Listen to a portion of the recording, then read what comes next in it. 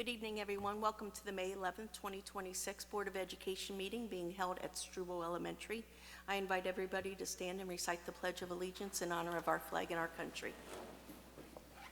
I pledge allegiance to the flag of the United States of America and to the republic for which it stands, one nation, under God, indivisible, with liberty and justice for all.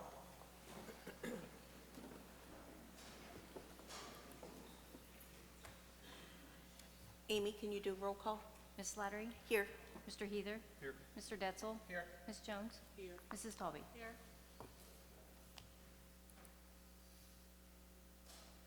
Now we'll recite our mission statement.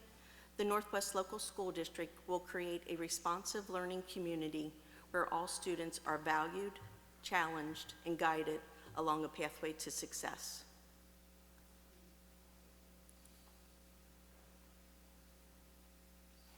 Then can I have a motion and a second to approve the agenda? So moved. Second. So I'm going to ask, when we get to the list of items to cut, if we can change it to just approve 1 year and then look at the further years down the road. Is that something we would do here or when we get to that? If you want to amend the agenda, you need to do it now. Okay. What'd she say? She said if you want to amend the agenda, you need to do it now.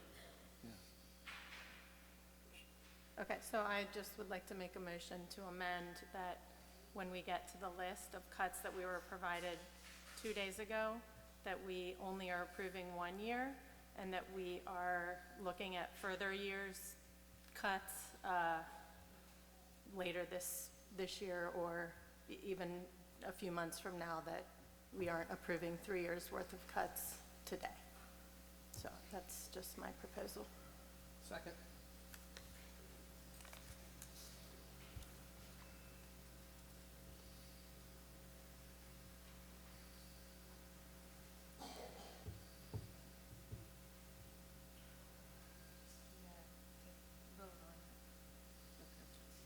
Just a verbal? Yeah. You want me to just call them off? Yeah. Yes. So to amend the agenda number 11.6, to approve the potential reductions pending the outcome of the November ballot issue and statement of facts for Tier 1. Ms. Talby? Yes. Mr. Detzel? Aye. Mrs. Jones? Yes. Mr. Heather? Yes. Mrs. Slattery? Yes.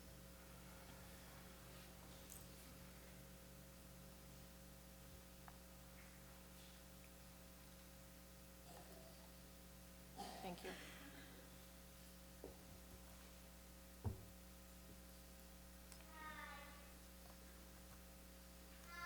Should be able to vote now. So we vote yes to that, then the agenda as well still, right? We're approving the updated agenda, right? In here? Yeah. Thank you.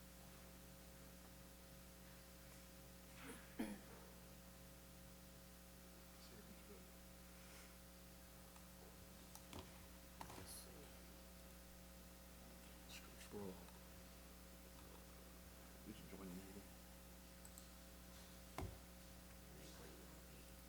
There you go.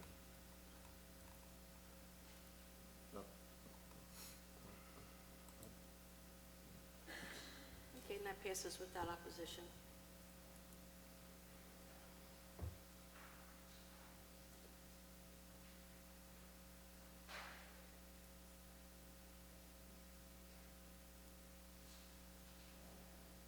And next we'll have a presentation from Struble Elementary students. So I'd like to invite Karen Grayson Hood, the principal of Struble, up to the podium. I need tier 2 and tier 3 slides.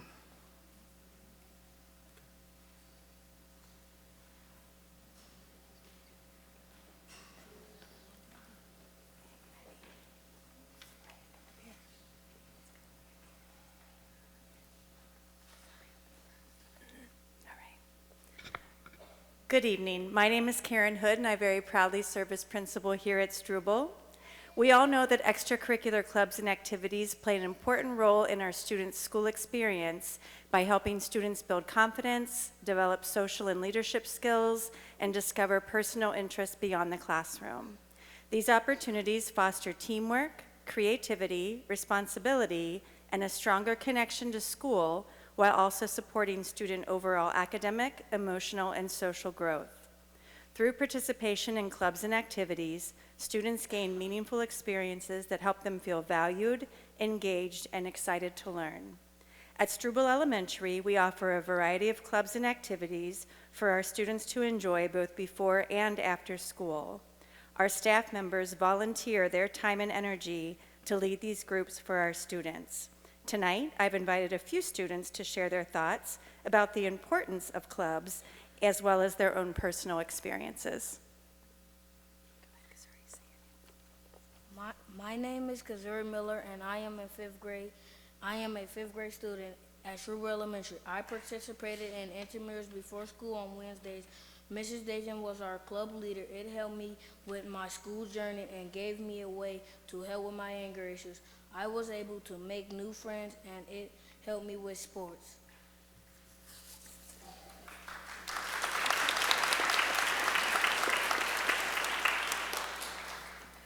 Hi, my name is L'Oreal Hall. I am a fourth grade student at Struble Elementary.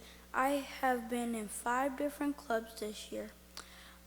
Mrs. Smith and Dr. Holloway helped to lead our school's garden club. I like nature and I like planning stuff because it helps me to be calm and gets my thoughts together. I like watching plants start as seeds, sprouts, then buds, and here comes the flowers. Clubs have been a fun part of my school life.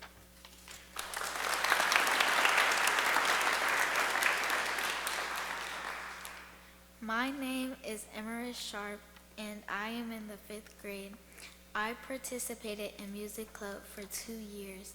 Miss Rollison, our music teacher, leads the club. Music club gives me opportunities to express myself through song, movement, and instruments.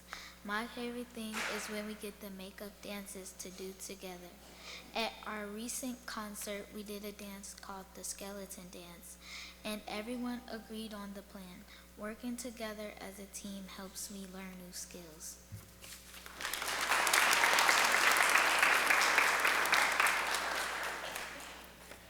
Hi, my name is Carter Greer.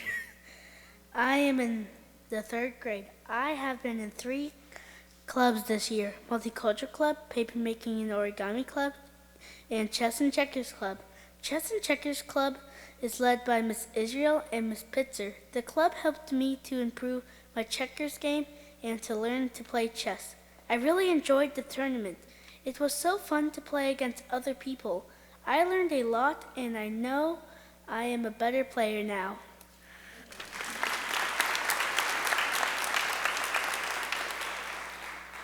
My name is Autumn Roberts, and I was in the 4th grade, and I just ran the 26th mile on the Flying Pig.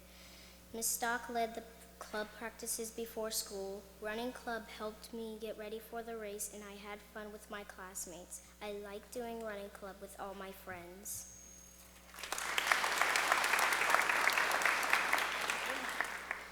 My name is Mackenzie Soika, and I am a 5th grade student. I have participated in several clubs: Crochet Club, Running Club, Chess and Checkers Club, Cursive Club, Multicultural Club, and many more over the years. Multicultural Club is led by Mrs. Israel and Mrs. Sake. The club encourages students to learn about different cultures all around the world. Participating in the club helps me with many skills: art, cultural knowledge, public speaking, and working as a team. I would encourage everyone at Struble to join this club.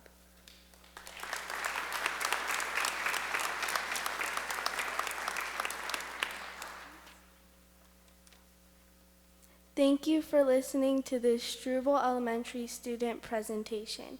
If at this time you have any questions, go ahead and ask them.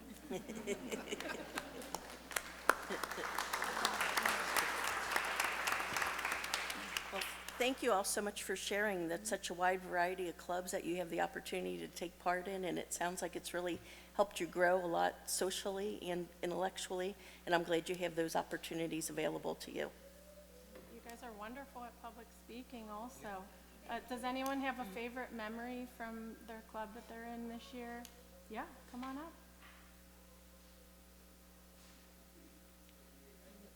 Making up championships in basketball and intramurals. Nice, that's good. Nice. Anyone else? Yeah. The young lady that she ran the marathon, you ran 26 miles? That's really hard, very good. Yeah. Congratulations on that. My favorite memory of garden club is when we took like water and milk jugs and we put like soil and seeds in it, and some of them is in one of our pollinator gardens and we get to take one home.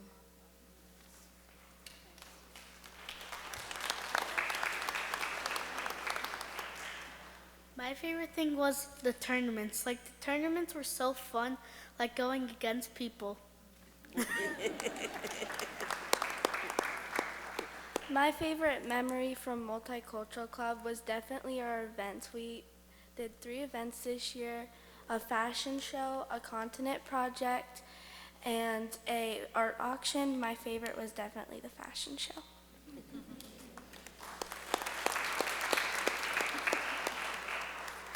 My favorite memory was when we were doing one of our dances in our concert.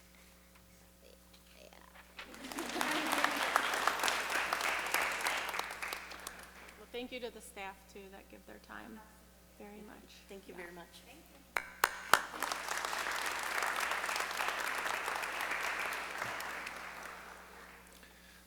So that's actually a perfect segue into our next presentation, and these are our staff recognitions. And one of the things that differentiates our district from other districts is the fact that we pride ourselves on our staff knowing our students by name, story, strength, and need.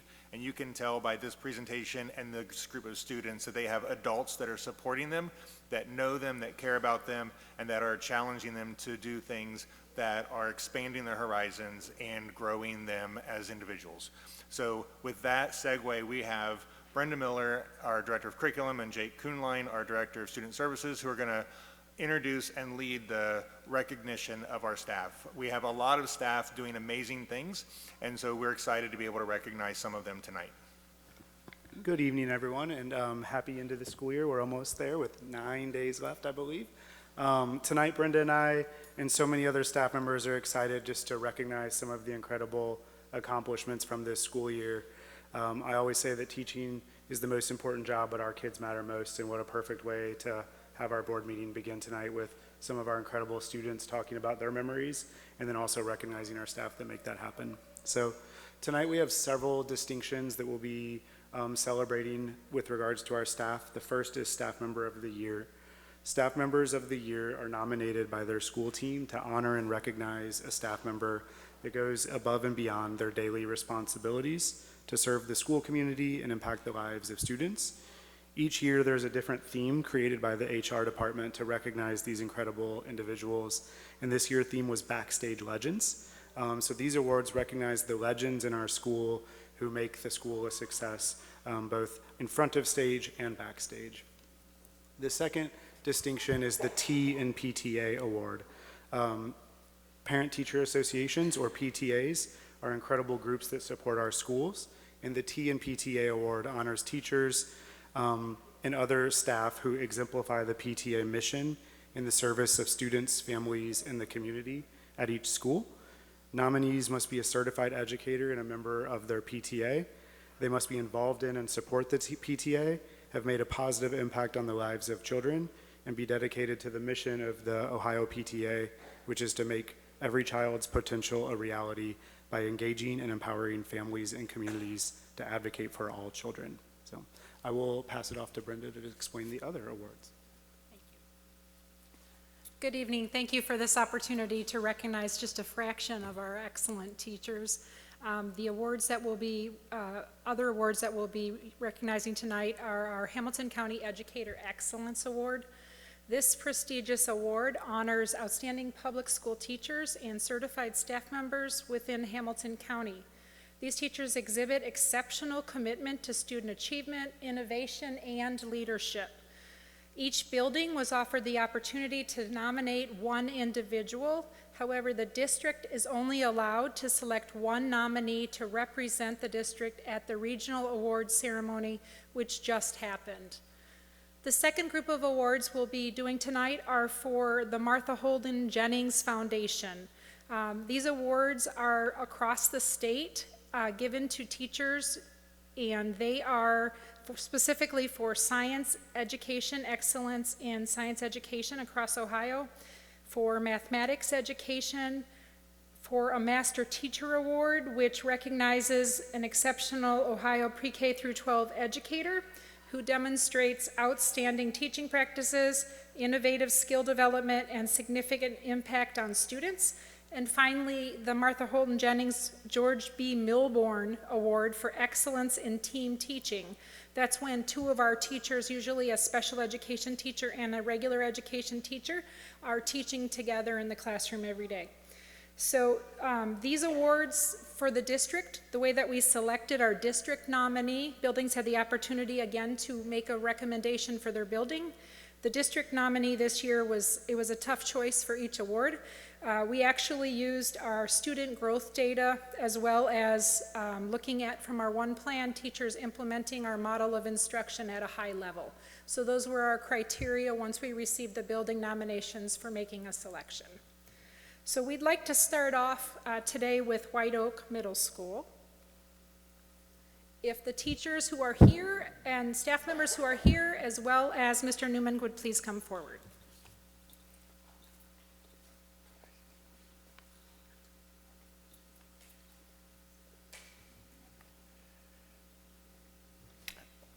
Good evening. I am Joe Newman. I'm the assistant principal over at White Oak Middle School.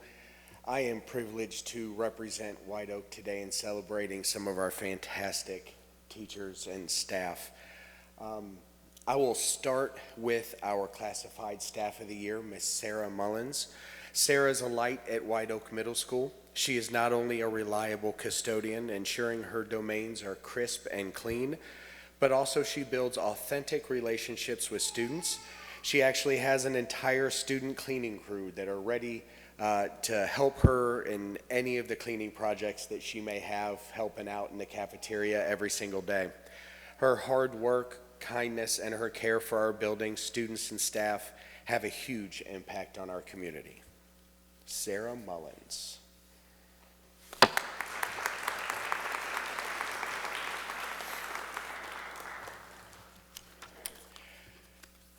Next, I would like to recognize Miss Melissa Missy Kolbinski.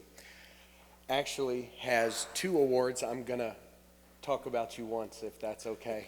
But she actually is our teacher, the T in PTA nominee. So I will just read a little bit about her. Melissa Missy Kolbinski has been a reliable, beloved teacher at White Oak Middle School for the last 14 years. She began teaching in 1993, and prior to coming to the Northwest Local School District, she taught in Norwood City Schools. In her time at White Oak, she has taught all 3 grades, all levels of students, and has been a consistent member of our community who goes beyond the classroom walls to serve our students, families, and staff. She is currently our building's union rep and has been for many years. She is also an active member of our building and inclusive community action team, and she works to ensure that every family in our diverse community is seen and honored. Currently, Missy teaches 6th grade honors and general language arts, but has previously served as our building's gifted intervention specialist, teaching 6th, 7th, and 8th grade gifted students. When we had to switch around in the building, she went back to a more traditional schedule, teaching a full range of honors, inclusion, ELL, and general education students. She co-teaches 2 inclusion classes, co-planning, differentiating to serve a wide range of learners, mentoring new staff in the building with whom she co-teaches. Despite being at the end of her career, I sadly say, Missy continues to be a learner who is still adjusting her practices to best serve her students. Last year, we asked her to pilot a new supplementary 6th grade gifted bell we call WIN, and she jumped right in, creating a new curriculum, leading those students into a specialized year-long program where they truly had a chance to push themselves academically. They read additional novels, complete research projects, design individualized responses to problems they see in our world and in our school. This supplementary bell is so successful, her gifted students had the highest value added in all of the 6th grade, that now we have brought the program to 7th grade and 8th grade as well. Students in all levels of her courses love Ms. Kolbinski for her passion, structure, humor, care, and joy. Here are just a few things that her students have said. She is a wonderful teacher that is always there for all the students and all her bells. She makes me happy. Like as soon as I see her, I hug her. Ms. Kolbinski pushes everyone to the best of their limits, and she's very lively. She's one of the best teachers I've ever had. She gave me so much advice and taught me lots. She helps me when I do not understand. She makes me feel like I belong at this school. I'm going to say that one again. She makes me feel like I belong at this school. Ms. Kolbinski is such an amazing person. Anytime a kid is down, she always asks if they're okay. She always asks what we did for our weekend. She always makes me laugh. It's like she's a ray of sunshine every day. She is a great person to talk to if you're down, need a laugh, or just want a positive compliment. I love her so much and will miss her very much next year, and kids should be lucky that they have such an amazing teacher like Ms. Kolbinski. Mrs. Kolbinski is a rigorous, collaborative educator with high expectations for all her students. Her room is a safe space where students are equally challenged and supported. For these reasons and more, she is definitely worthy to be the recipient of these awards.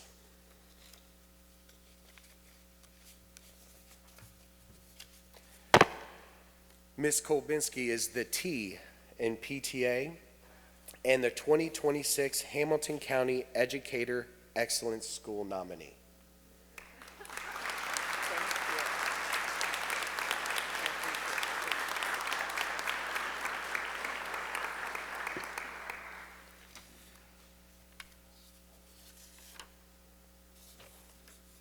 Mrs. Sarah Thompson. I am happy to recommend Ms. Sarah Thompson for the George B. Chapman Jr. Teacher Award for Excellence in Mathematics Education. Ms. Thompson teaches 8th grade math as well as Algebra 1, has been a teacher at White Oak for the last 19 years, in our district for the last 26 years. She sets the standard for math instruction in our building, consistently delivering both excellent academic results and a calm and rigorous environment. Students work in Ms. Thompson's classroom. I have gotten to see that many times firsthand. Her classroom is one of the most productive, reliable spaces in the entire school. When you enter, every student is focused on completing their activities. She has lessons designed to ensure there is no downtime.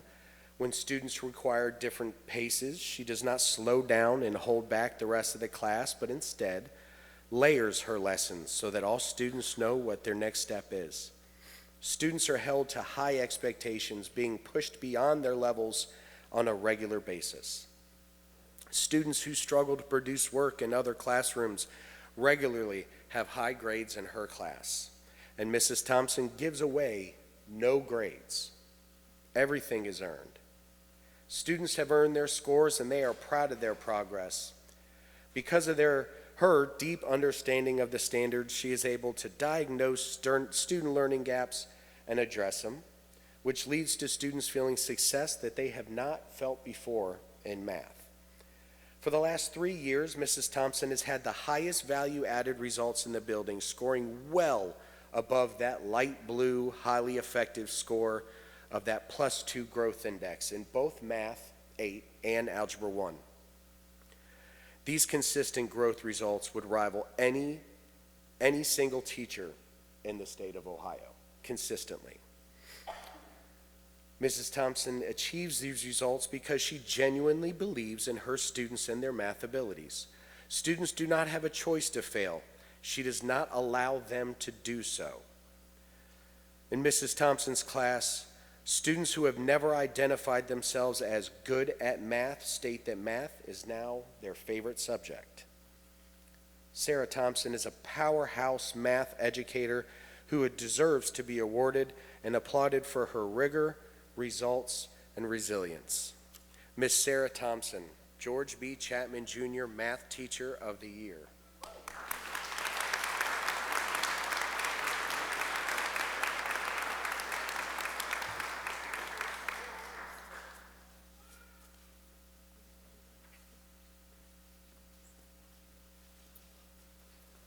Next up is the Transportation Department.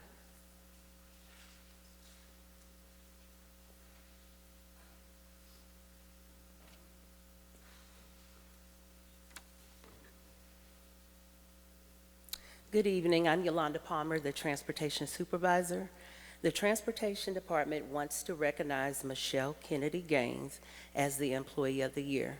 She is someone who keeps the wheels turning, who rolls in excellence, and is driven to provide a safe experience for all the students that she transports. Her dedication, patience, and commitment to students makes a difference every single day. She is dependable, she goes above and beyond, and is always willing to help. Michelle shows up ready, she keeps a smile on her face, and she keeps our operation moving in the right direction. For that, the Transportation Department is honored to have Michelle as part of our team. We really appreciate you. Thank you for your service to the Northwest Local School District, the students, families, and all that you transport. This is how we roll.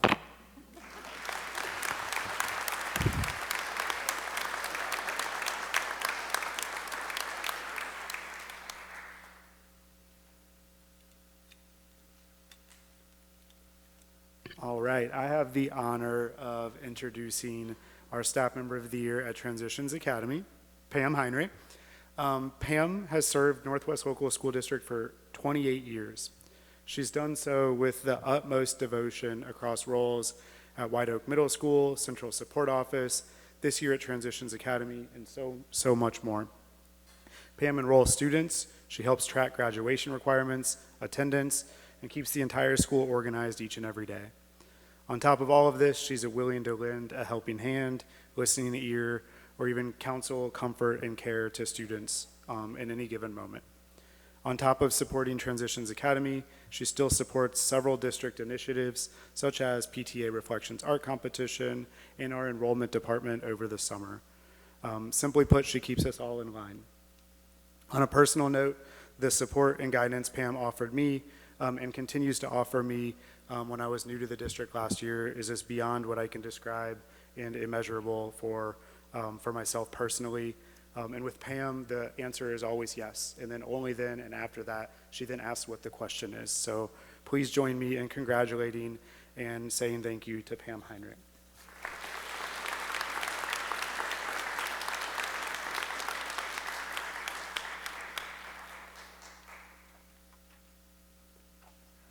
Next up will be Taylor. All right, hello and good evening. Thanks for having us tonight. Appreciate it.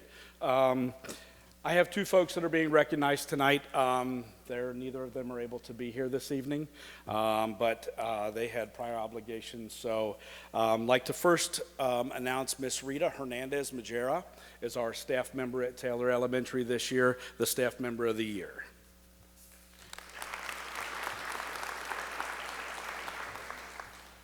And our T and PTA award winner this year is Natalie Sizemore. So please give a congratulations to these two folks from Taylor Elementary. Thank you so much.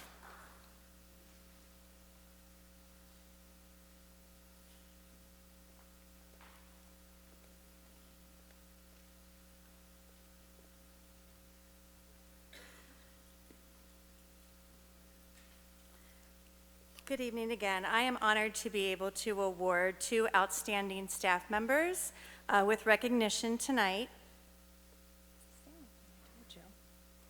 Amy Glore is a behind-the-scenes hero who goes above and beyond. I'm speaking on behalf of the 3rd grade team. Amy Glore deserves a standing ovation because she is a true behind-the-scenes hero. She consistently goes above and beyond to support both students and staff. Through strong relationships with students, she creates a supportive environment where they feel encouraged to grow and succeed. She thoughtfully analyzes student data and implements targeted interventions to meet each learner's needs.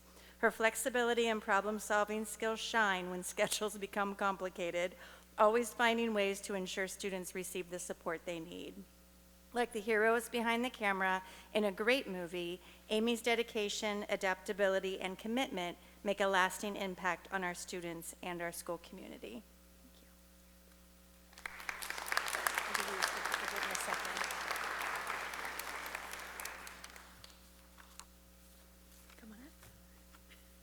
We are also celebrating Madeline Heckman as Strubal's T and PTA Award winner. Madeline has taught in our district since 2017 and is an active member of our PTA. In the classroom, students find success because of Ms. Heckman's dedication and interest in providing opportunities to allow her students to collaborate, learn, and grow from each other. She works to create lessons for her students that are meaningful, engaging, and address their individual needs. She serves as an excellent role model for her students and takes an interest in each one of her students' lives, working with them and their families to prepare them for middle school and beyond. Families that submitted nominations for Ms. Heckman noted her ability to support students with words of encouragement, her kindness, and her passion for teaching. Some students even remarked that she danced the night away with them at our PTA Gloat Party event, which is very true. Ms. Heckman is a positive presence in our building and is a valued member of our school family. Thank you.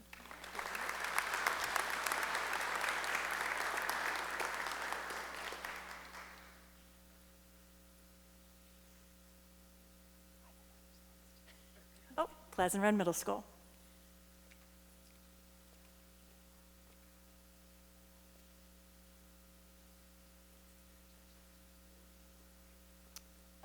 Good evening. I'm Erin Ferrante, the assistant principal at Pleasant Run Middle School. Our first award is for Daniel Hollinsworth, our staff member of the year, but he could not be here tonight. But we are so grateful to have him on our staff. Our next award is our T and PTA award, and that goes to Dan Horde. At Pleasant Run Middle School, Dan truly puts the T in PTA by embodying teamwork, time, and tireless dedication to students, staff, and the community. His commitment extends far beyond attending meetings or supporting events. Dan consistently goes above and beyond to strengthen the entire school culture. Whether it's at an athletic event or family night, Dan is present. He shows support for all students, demonstrating what it means to be invested in the school community. Dan has made a tremendous positive impact on the lives of our students. He goes above and beyond during and after the school day to support both the building and the broader school community. His dedication aligns with the PTA mission of making every child's potential a reality by engaging and empowering families and communities to advocate for all children. Dan's impact reaches well beyond event attendance. He gives generously of his time, often working long after the school day has ended to ensure initiatives move forward and students feel supported. This year, Dan spearheaded a building beautification initiative that has transformed the physical environment of our school, recognizing the power of visual messaging and school pride. Dan collaborated with a professional design company to create custom artwork that reflects the identity, diversity, and strengths of our students and celebrates what it means to be a Pleasant Run night. As a result of his leadership, our walls now feature vibrant graphics that highlight the many positive attributes of being a knight. Large professional design signage promotes school pride and reinforces our PBIS matrix expectations, creating a consistent and inspiring message throughout the building. The enhancements have elevated not only the appearance of our school, but also student morale and community pride. We are proud to present the 25-26 T and PTA Award to Dan Horde.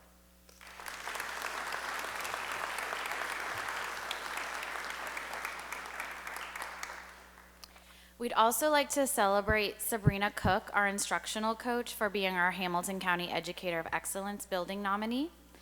And we'd also like to congratulate Jason Johnston and Megan Detmering for being the MHJ George B. Milborn Award for Excellence in Team Teaching for the district.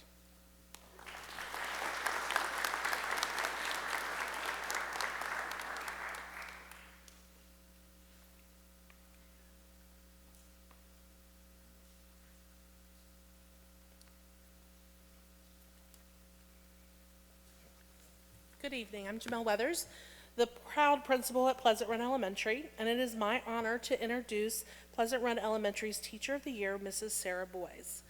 Sarah is our one and only music teacher, but her impact reaches far beyond the music room. She is a passionate advocate for our specialist team, serving as an important voice on the building leadership team.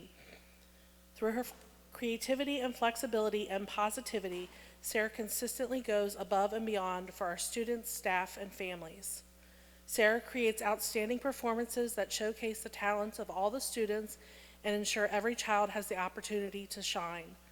This year, her innovative addition of shorter performances during the cultural arts event significantly increased family attendance and engagement.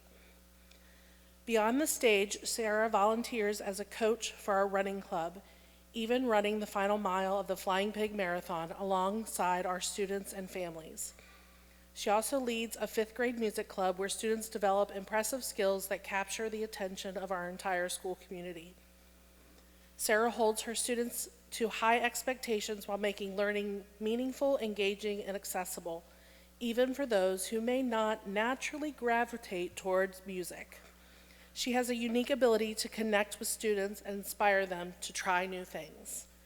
In addition, Sarah is a dedicated supporter of the PTA events, always working to ensure the families feel welcomed, included, and celebrated. Pleasant Run Elementary is incredibly fortunate to have Miss Sarah Boyes as part of our team. She truly represents excellence in education.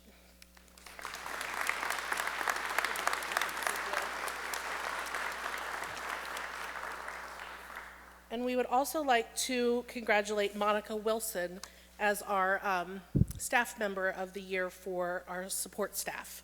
She was unable to join us tonight. Thank you.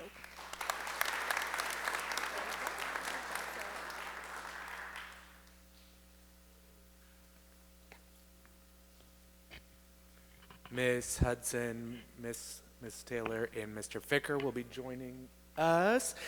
First, I want to recognize from Northwest High School our staff member of the year, Mr. James Dillon, our security assistant who could not be here today. So we just want to take a moment to recognize him first.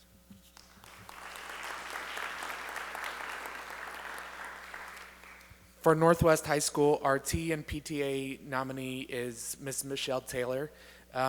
She has been a teacher and PTA member at Northwest High School for most of her 32-year teaching career. She is a quiet leader in our community, teaching history, sociology, and psychology for our children. What sets her apart is her peaceful and reassuring demeanor and her dedication to teaching children not only the content of psychology and sociology, but also how to practice the most useful soft skills from those disciplines in their daily lives. From coping strategies, positive affirmations, and decision-making, to mindful approaches to stress and conflict and coping with difficult situations, her room is an island of peace in the chaos of a high school day, with calming music, soft lighting, and a real sense of tranquility that our students appreciate, even if they're still gathering the skills to articulate why. I've also seen her do this for staff as well. She has also served in her time as Social Studies Department Chair and was a longtime sponsor of our primary student volunteerism club, the Key Club, continuing her mission of teaching students the personal and communal rewards of serving others. While we will be sad as she will be celebrating retirement at the end of next week, we are happy to nominate Mrs. Taylor for this award.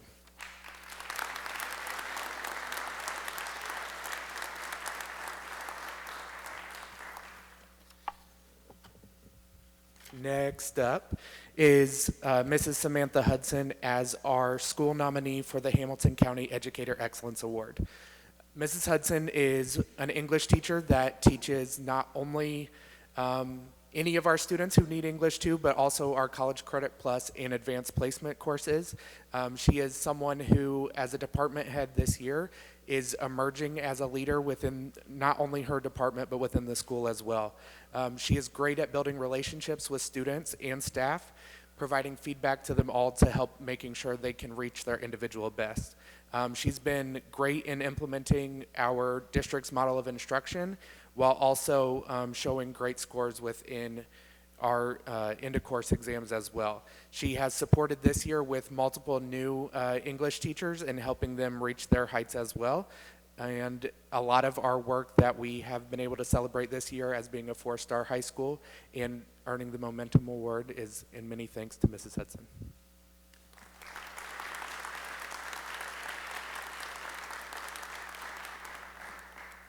And last but not least, our district's nominee for the Martha Holden Jennings Foundation Master Teacher Award is Mr. Doug Ficker. Mr. Ficker serves as a social studies teacher and department chair at Northwest High School and exemplifies the very best of our profession. I have had the opportunity to witness firsthand his unwavering commitment to students, his passion for teaching, and his ability to inspire meaningful learning experiences. In the classroom, he creates an engaging and rigorous learning environment where all students are supported and challenged. His lessons are intentionally designed to meet the needs of all learners while maintaining high expectations. Through the use of interactive technology, student-led team projects, and dynamic discussions, he brings history to life in a way that fosters deep understanding and student ownership. Doug's commitment to high-quality instruction and continuous improvement has contributed to Northwest High School, again being recognized as a 4-star school and earning the Momentum Award for academic growth. Not only is Mr. Ficker an impact within his own classroom, but with other classrooms as well. He is seen as a leader throughout our entire building and has been a leader in preparing future educators, whether that be student teachers, his own students, or his own children. Mr. Ficker is a strong impact on our school community and is well deserved to be our district nominee for the Martha Holden Jennings Foundation Master Teacher Award.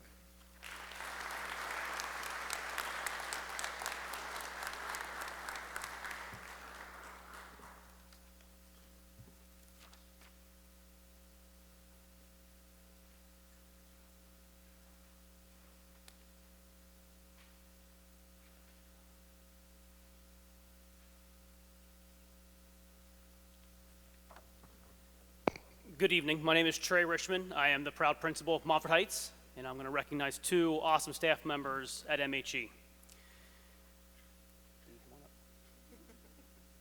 I told her she does not have to talk tonight, but in case she does, here you go. Tonight it is my privilege to recognize our staff member of the year, Dee Kidd. Even though this is Dee's first year at Moffett Heights, you would never know it by the impact she has already made on our school community. From day one, she jumped right in, got settled quickly, and immediately became someone we could count on. Dee consistently steps up wherever help is needed and does so with a positive attitude and caring heart. She builds meaningful relationships with students through her one-on-one support, showing patience, kindness, and encouragement every single day. Beyond the work she does with students, Dee is an incredible teammate who brings positivity and support to everyone around her. We are grateful for the dedication, compassion, and teamwork Dee brings to Moffett Heights each day. Congratulations, Dee, on being our classified staff member of the year.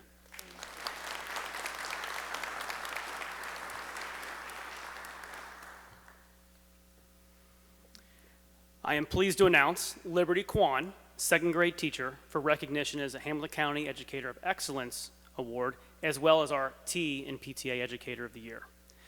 Liberty consistently demonstrates a strong commitment to student learning and high-quality instruction in her classroom. She creates a welcoming and engaging learning environment where young students feel supported, challenged, and excited to learn. Through thoughtful instruction and purposeful activities, she helps students build strong foundational skills while fostering curiosity, confidence, and a love of learning. Liberty is also recognized as a positive and collaborative member of our school community, including our PTA. She works closely with her grade level team to plan meaningful lessons, share instructional strategies, and support one another in meeting the needs of all learners. Her willingness to collaborate and contribute ideas helps strengthen instruction and create a supportive environment for both students and staff. In addition to her instructional strengths, Liberty demonstrates professionalism, positivity, and commitment to continuous growth. She is a dependable and supportive colleague who always keeps students at the center of her work. Her caring approach, dedication to her students, and collaborative spirit make her a valued member of our school community. Please congratulate Mrs. Kwan.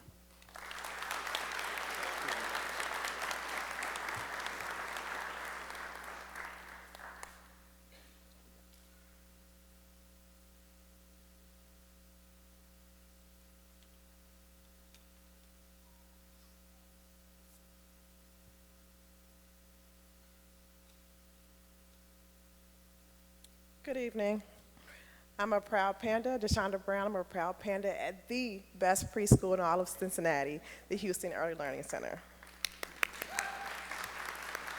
I have the privilege and honor to congratulate and award my best friend and co-worker, Kim Whitehead. Kim has for many years planned and executed our annual trunk or treat, STEM night, Easter egg hunt, and most recently our very successful first ever rummage sale. These events go off without a hitch because of her hard work, dedication, and love for all of our pandas. She has also joined our Parent Involvement Committee this year in giving great ideas for future events to benefit our students, family, and our community. Kim is a panda at heart, through and through. We love you, and we couldn't do this without you.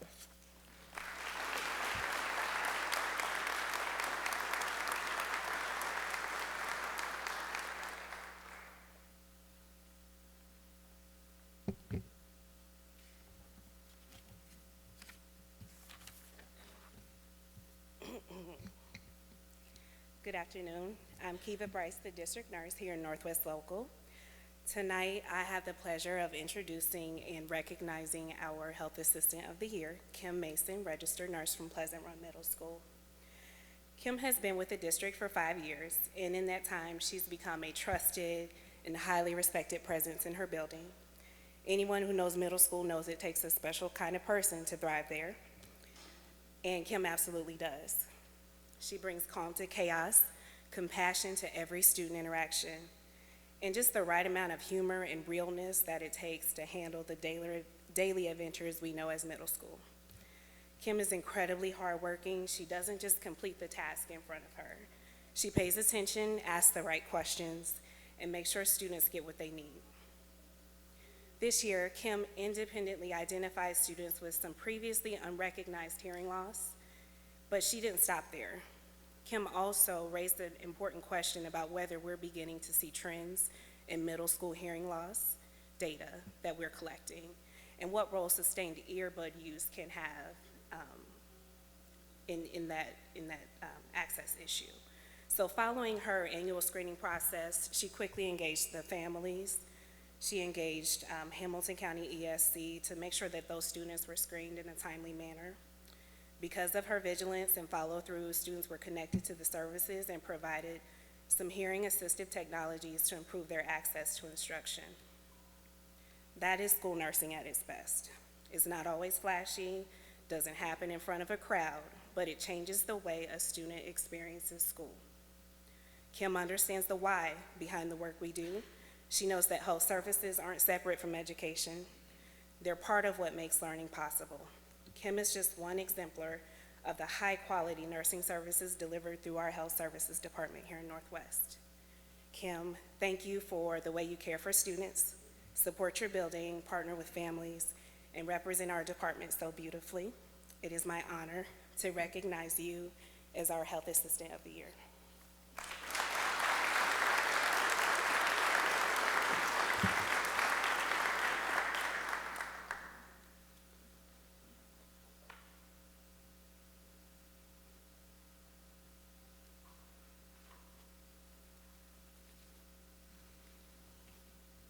Good evening, I'm Ruth Graber. I'm the Supervisor of Food Services. For 19 years, Amy Wardeman has been a dedicated and deeply valued member of the Northwest Local School District Food Service Department. Over the past 7 years as the manager at Corwin Elementary, she has built a kitchen culture defined by teamwork, reliability, and a genuine care for students and staff. Amy is known for her steady leadership and her willingness to support others. always ready with guidance, encouragement, and a listening ear for fellow managers across the district. In addition to her outstanding work in the kitchen, she serves as the Classified Employee Management Council representative for Colerain Elementary, ensuring that staff voices are heard and supported. Amy's commitment, professionalism, and heart for service make her an exceptional leader and an invaluable part of our department, which is why she was chosen as this year's recipient of the Food Service Department Staff Member of the Year.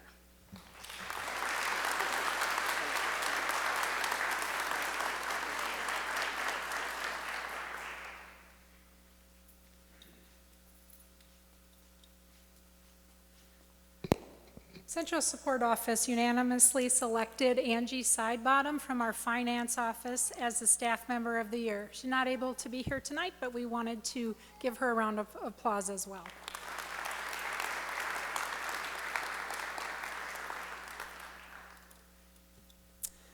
Good evening. My name is Kristen Castile, and I'm the proud principal of Colerain Middle School. We'd like to start tonight by recognizing our Staff Member of the Year, Mrs. Amy Shockley.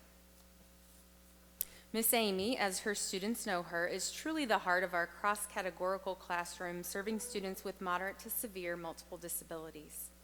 She is usually the first face all of our car rider students see each morning, greeting them at arrival with a smile and setting a positive tone for their entire day. Miss Amy does it all. She meets each student where they are while still encouraging them to engage, grow, and push through challenges even on the toughest of days.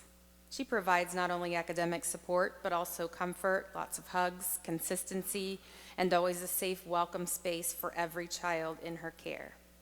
What makes her so special is the deep relationships she builds with both her students and their families. She knows their likes, their needs, their dislikes, and what helps them feel successful. No matter how difficult the day may be, she makes sure every student feels seen, valued, and loved every day. Congratulations, Mrs. Shockley.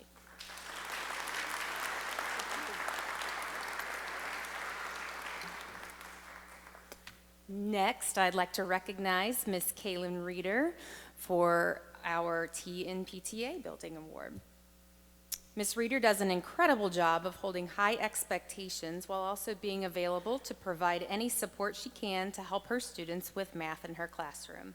She creates an environment that is both fun and safe, where students feel comfortable asking questions and really working to understand the content. What stands out just as much as what she does in the classroom is everything she does beyond. She voluntarily gives up her Friday afternoons to host a student club, shows up to every sporting event and extracurricular she can to support students, and volunteers at every dance and school event that we host. One of my favorite examples is the PTA Walkathon this year, where she jumped right into the silly string battle with the students, fully embracing the moment and building those relationships. She also plays a big role in building a positive culture among staff, bringing people together and helping create a strong sense of camaraderie in the building. Through it all, she consistently shows up 100% of the time with a positive attitude and a willingness to take on challenges with a smile. Congratulations.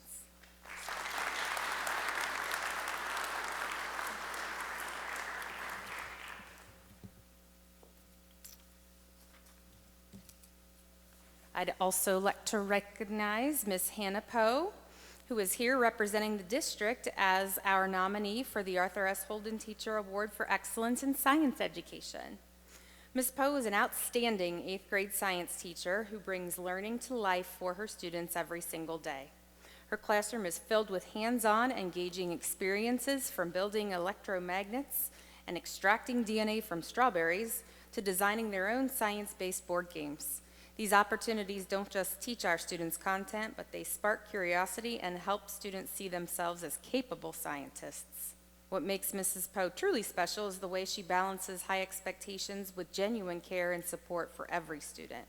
She's deeply committed to ensuring that all learners, regardless of their background or starting point, feel confident, challenged, and inspired to succeed. Her students leave her classroom not only well prepared for high school science, but excited about learning and confident in their abilities. Congratulations, Mrs. Poe.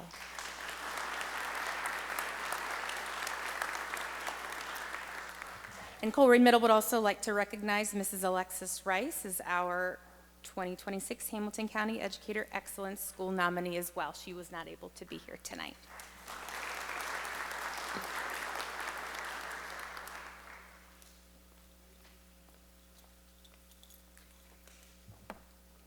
Good evening. My name is Erin Davis, and I am the proud principal at Colerain High School. Tonight, it is my pleasure to recognize and celebrate Colerain High School's Staff Member of the Year, Tammy Eads. This year brought on some shifts in staffing, and with those changes came a great deal of added responsibility for Tammy. Without hesitation, she stepped up to take on the extra work and did so with grace, positivity, and a smile each and every day. Tammy is the definition of a true team player. No matter the challenge, she is always willing to jump in, help wherever needed, and do whatever it takes to support our staff and students. Her flexibility, dedication, and positive attitude have made a tremendous impact on our school community this year. What stands out most about Tammy is the way she handles every responsibility with professionalism, kindness, an absolute amazing sense of humor, and an unwavering commitment to the students who enter her class each day. She makes our building a better place simply by being part of it. Tammy, we are incredibly thankful for all that you do and so grateful that you are part of the CHS family. It is an honor to recognize you as our Staff Member of the Year.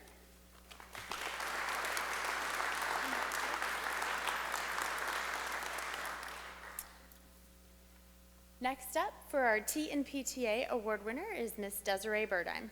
Colerain High School PTA is proud to nominate our school's T and PTA winner, Miss Desiree Burdine. Ms. Burdine is a mathematics teacher at Colerain High School. Math is a difficult subject for many students, and some students even develop a fear of the subject. Ms. Burdine is a wonderful teacher who ensures her students understand what they are learning so that moving forward in school they're able to take higher level math classes and have success based on those things that she has taught them.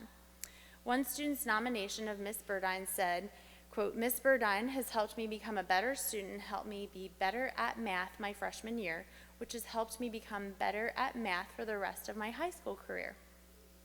She has turned a hatred and or a fear of math into a math is a favorite subject. She is happy to spend extra time with students to ensure they aren't left behind by the lesson. Many students noted that not only is she happy to provide extra explanation and support, but she makes them laugh to help them relax when they are stressed.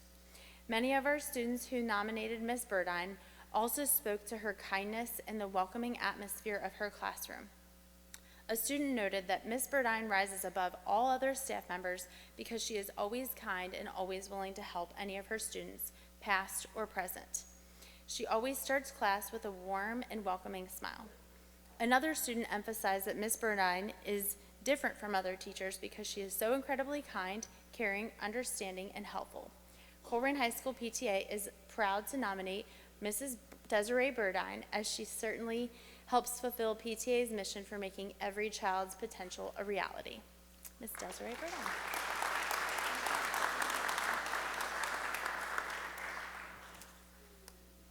And finally, I have the honor of introducing Ms. Kelsey Frederick, who is our building nominee for the Hamilton County Educator Excellence and then was chosen to represent our district.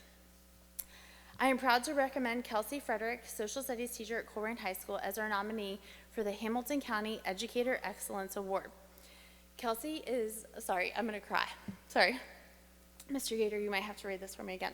Kelsey is a teacher who truly makes a difference in the lives of her students. She sets high expectations and makes it clear that she believes every student can meet them. At the same time, she is right there beside them, guiding, encouraging, and supporting them along the way. Her classroom is a place where students are expected to think, speak up, and engage in real conversation about the content. She connects with learners at every level and challenges each one to improve. The habits and skills students build in her class stay with them long after they leave her room. Ms. Frederick intentionally builds strong relationships with her students at the foundation. Sorry, Are you going to read your own? Sorry. No, I just feel like I should stand Sorry. by you. Sorry. For maintaining high expectations in her classroom. She makes it clear that she believes in their potential, and she pairs those expectations with meaningful supports to ensure students can meet them. Or, yeah, come back over. Okay. You can go down No. here. Whether it's through extra help, thoughtful feedback, or differentiated instruction, she continuously provides multiple pathways for students to succeed. Ms. Frederick averages a 93% passage rate for her students who took the state test. Beyond the classroom, she serves as an advisor for both National Honor Society and Key Club, further strengthening her connections with students outside of the school day. Through National Honor Society, she helps organize and promote volunteer tutoring opportunities that directly support students' academic growth and enhance their classroom experience. These are two prime examples of how Ms. Frederick strives to develop students not only in the classroom setting, but also outside of the classroom as leaders. Kelsey is an incredible, strong colleague who is respected for both her professionalism and her preparation.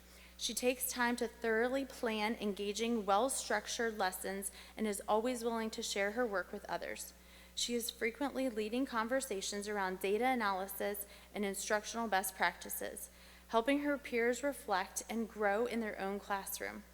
In addition, Kelsey has represented Colerain High School at the district level as a member of the One Plan academic teaming. In that role, she brings thoughtful innovation ideas back to our building and openly shares them with colleagues. She is generous with her expertise, offering meaningful feedback and practical strategies that others can immediately apply, strengthening instruction across our school. She's committed to growing her craft and is always looking for ways to strengthen her instruction and better serve her students. That dedication to continuous improvement reflects her belief that great teaching is both a responsibility and a privilege. Kelsey Frederick represents the best in our profession. We are proud to nominate her for this award. Congratulations. Sorry.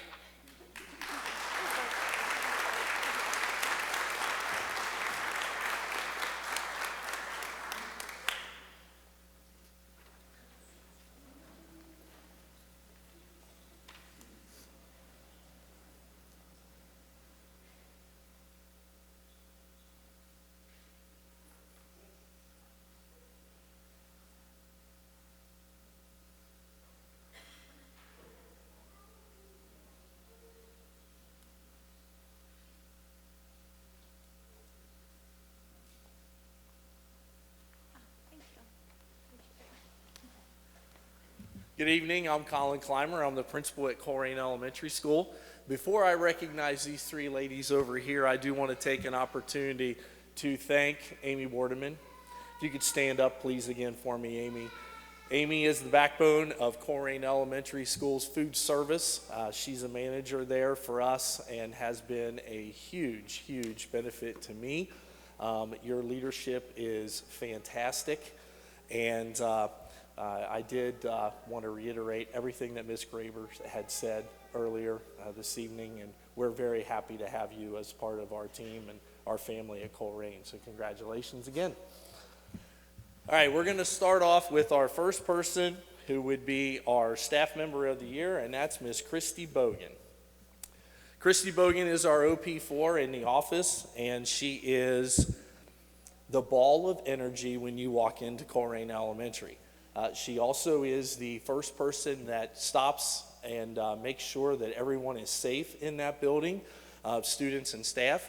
All of a sudden, we'll see a blur go right out of the office, straight down the stairs, and find that we've got a parent or somebody that has made their way in the building and did not stop in the office. So, Christy, we appreciate all of that.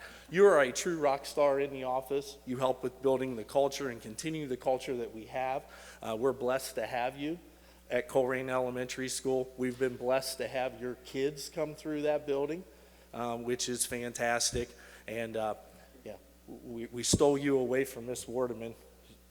Yeah, we're still having issues with having that happen, but we're happy to have you in the office, and you truly are a blessing at Colerain Elementary. So congratulations again to our Employee of the Year, Christy Bogan.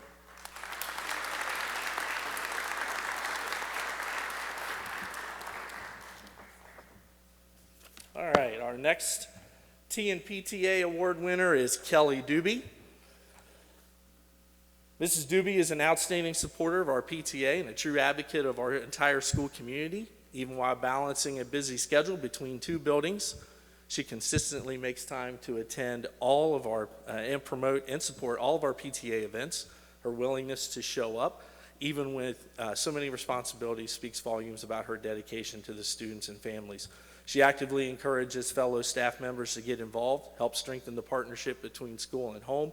Because of her leadership and enthusiasm, more staff feel connected to the PTA initiatives, which ultimately benefits our students in meaningful ways. On a personal note, girl, I can't thank you enough for everything that you have done at Colerain Elementary School as a reading specialist, in mentoring teachers, working with students, taking care of this old guy for the last 13 years that I've been at Colerain Elementary. I can't, again, thank you enough for all that you've done. We're blessed to have you. That staff is blessed to have you. And you definitely deserve the T and PTA award for this school year. Thank you very much for everything.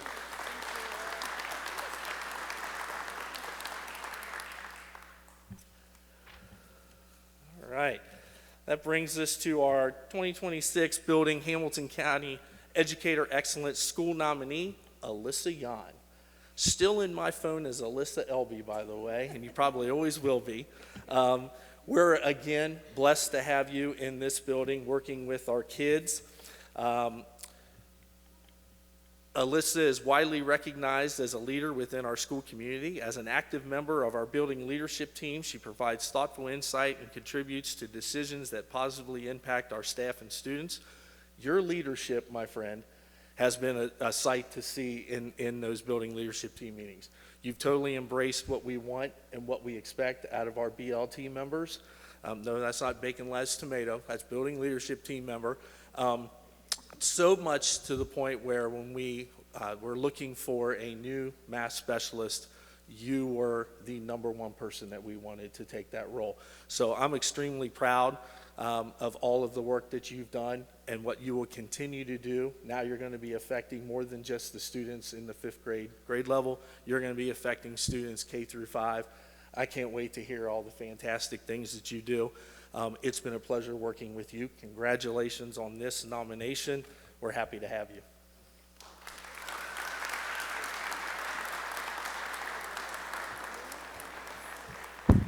All right, I do want to say also, if we could take an opportunity to recognize the families of these individuals across the district. Thank you. Thank you for sharing your loved one with us. I know it's not easy. I know it's a lot of hours. I know it's probably a lot of stories that you hear about the day that took place, so on and so forth.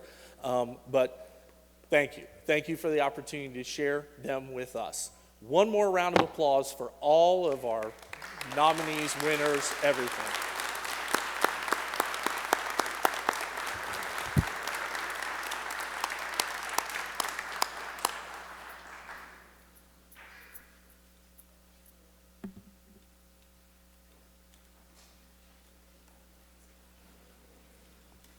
Okay, those were two great presentations from the students to the educator and staff awards.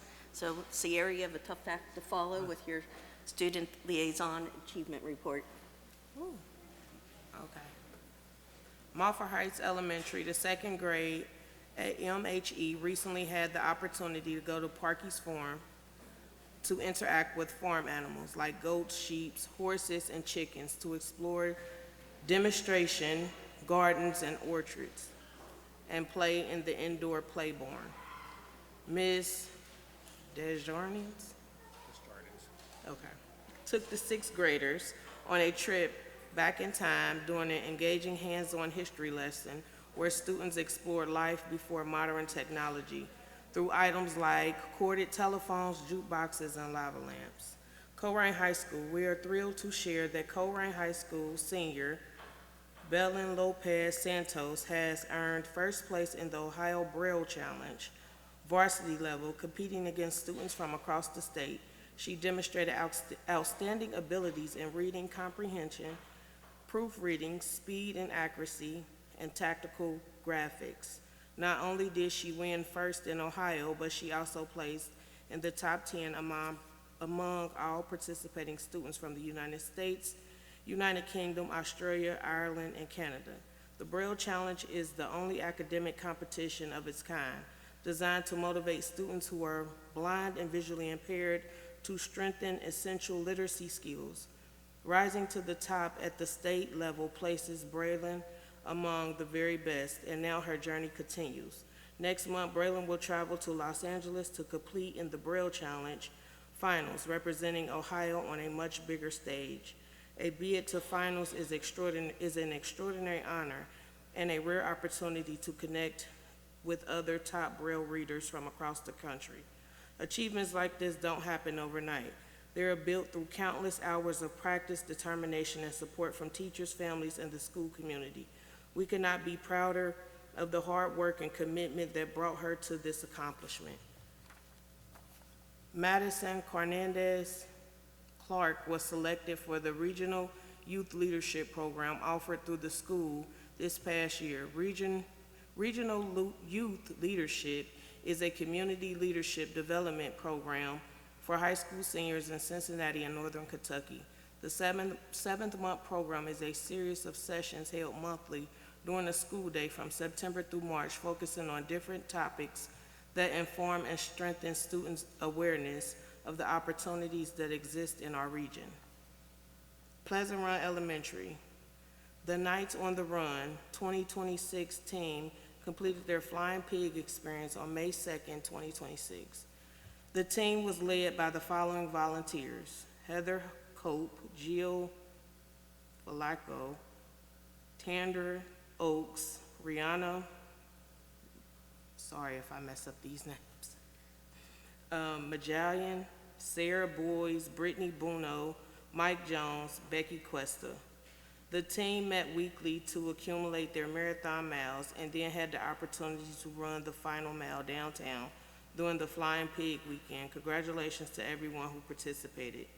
Struble students in grades 3rd through 5th also completed their 26th mile in the Flying Pig Kids Marathon on Saturday, May 2nd. Students meet each Tuesday and Thursday morning before the start of the school day for running club, earning their miles prior to race day. There were 50 students who showed up each morning and 116 students, family members, and staff members who were able to complete the race downtown.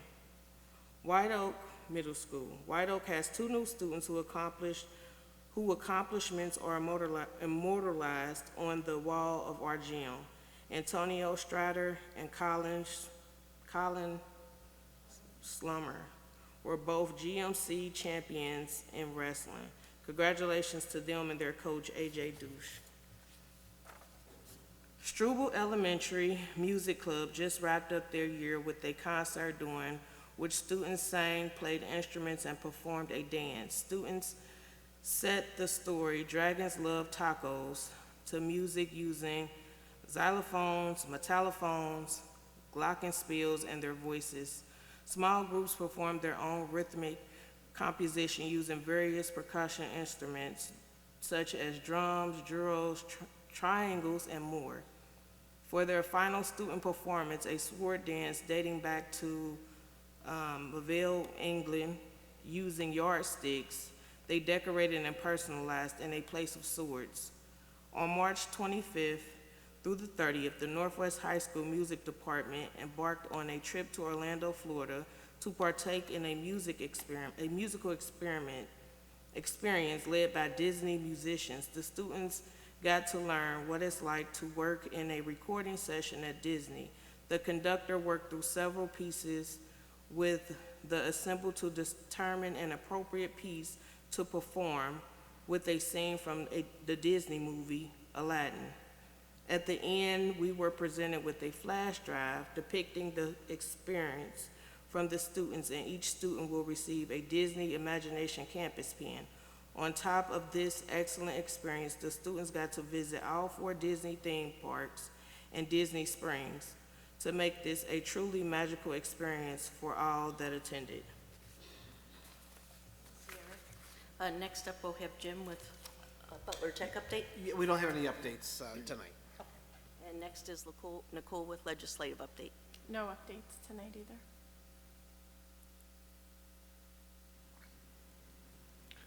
And we have no employees tonight.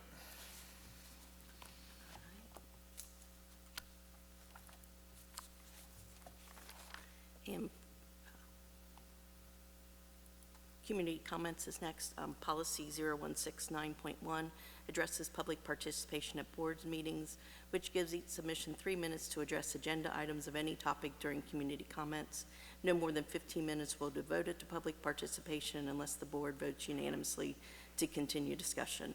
The policy also states that no response to submission will occur from the board or district administration during this time. We do not have any community comments tonight.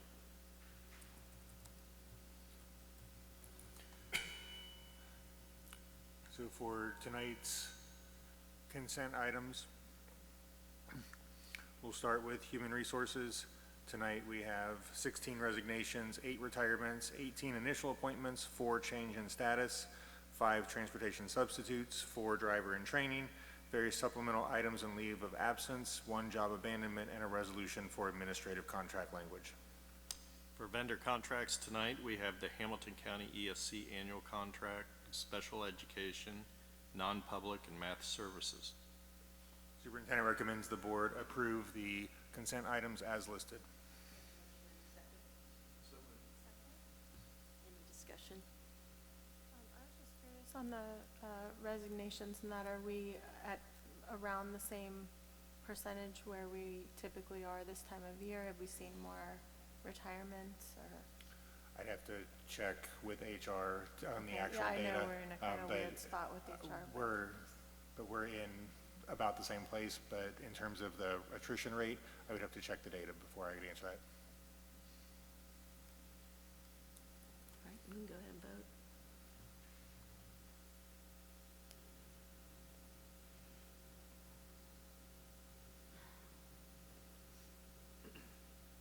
And that passes without opposition.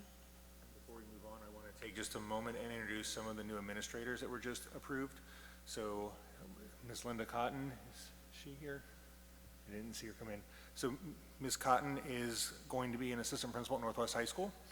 She is currently the Dean of Students at White Oak Middle School, has a background in special education and a passion for ensuring every student has the support they need, holds a bachelor's degree from Wilmington College, a master's from the University of Phoenix, and has completed her principal preparation at the University of Dayton.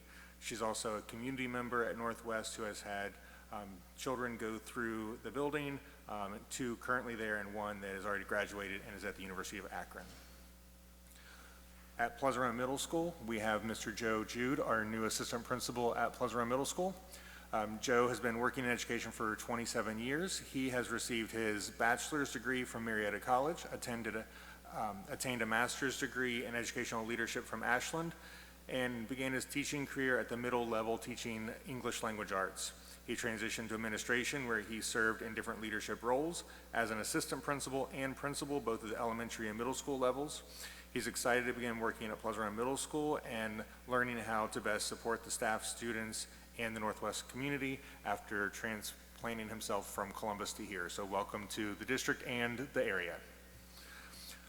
We also have Rashara Richardson, who will be the assistant principal at Colerain Elementary. Dr. Richardson is a native of Cincinnati, Ohio, and completed her 24th year in K-12 education. Her previous educational experiences include obtaining 2 bachelor's degrees in English literature and African American studies, a master's degree in educational administration, and a doctorate in urban educational leadership from the University of Cincinnati. She was selected as a Bright Fellow and has achieved a master's of business administration from The Ohio State University. Dr. Richardson has served as an assistant principal for 3 years, where she successfully worked to improve instruction and student achievement and has been instrumental in making a difference in the lives of students. She also has been employed as a teacher, extended learning specialist, resource coordinator, and an HR administrator, and is the past recipient of the Black and Latino Achievers Award and the Strive Award for Excellence in Service. Welcome to the district, Dr. Richardson. We also have Kelly Lynch, our assistant principal at Transitions Academy. Kelly spent 14 years as a high school math teacher, and the last 7 of them at the Fairfield Academy and Fairfield City Schools. Ms. Lynch worked for Hamilton County Educational Service Center as an intervention coach at White Oak Middle School, where she supported teachers. Most recently, she's been in Hamilton City Schools for 3 years as the assistant principal at Hamilton High School and the Miami School. Ms. Lynch earned a Bachelor's of Science in Mathematics and a Master's in Education from Wright State University. She earned her Master's in Educational Leadership at Miami University. She's a native of Cincinnati and grew up in the Colerain area. So welcome home.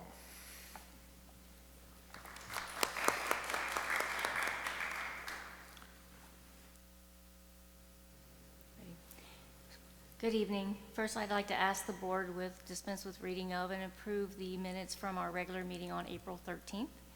Next, we have the financial reports for the month of March. Our all funds balance was $117 million. Our general fund unreserved balance was $42.7 million. Our revenues year-to-date are at $95 million, or about 84% of projections.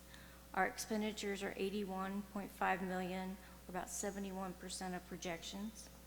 Our investment weighted average return is down to 3.77% as the interest rates have changed and the maturities have been catching up to the lower interest rates. In our list of monthly bills, we have our routine monthly bills as well as the OFCC Segment 1 Colerain Elementary Project, our Houston and Colerain High School roof repair, staff software, technology supplies, a light pole repair, legal services, maintenance supplies, and some auxiliary and grant fund payments. And finally, ask the board to accept, approve, and appropriate our fiscal year 27 grant funds so that we can get them set up for our next fiscal year, as well as accept our kindergarten boot campus $180,000 grant that we have received to help our little ones as they transition into kindergarten. So with that, I ask the board to approve the fiscal consent items as listed. Second. Any discussion?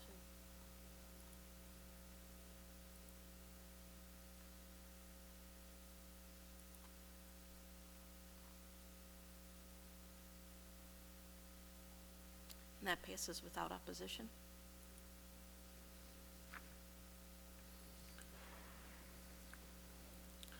Next, we have an out-of-state field trip request from Colerain High School football. Superintendent recommends that the board approve the overnight field trip as listed. So moved. Second. Any questions?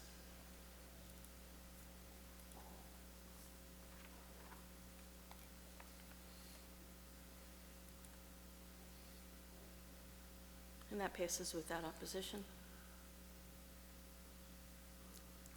Next, we have an MOU from OFCC for the abate and demo for the new Colerain Elementary site. This was part of what needed to be done after the demolition of the Houston site to remediate the soil to prepare it for the building of the new Colerain Elementary. Superintendent recommends the Board of Education approve the Houston abate demo and new Colerain Elementary LFI MOU as listed. I have a motion and a second. So moved. Second. Any discussion?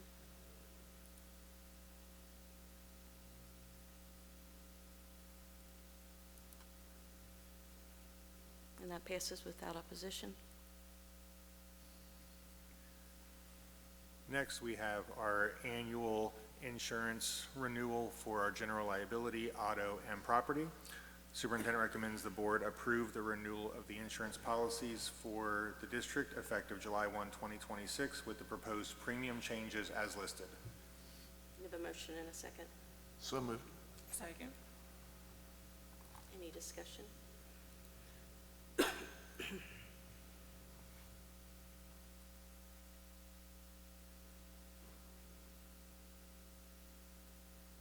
And that passes without opposition. Next, we have a resolution to award a contract and enter into a lease purchase financing agreement for document imaging equipment and managed print services. This is our copier contract. The superintendent recommends the board accept the resolution authorizing lease purchase financing for the purpose of financing the acquisition of document imaging equipment and management services per the attached documents. You have a motion and a second. Second. Any discussion or questions?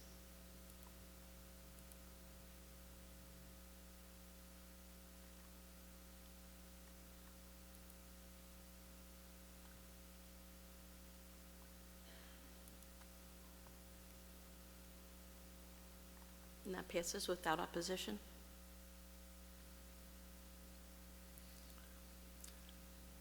Right, and this is the resolution to award the contract for the summer permanent improvements that were sent out for bid by the board a couple meetings ago.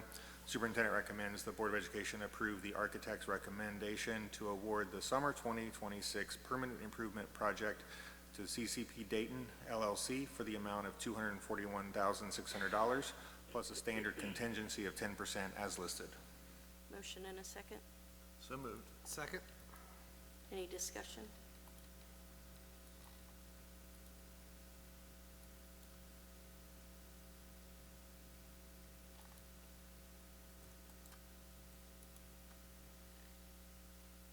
And that passes without opposition.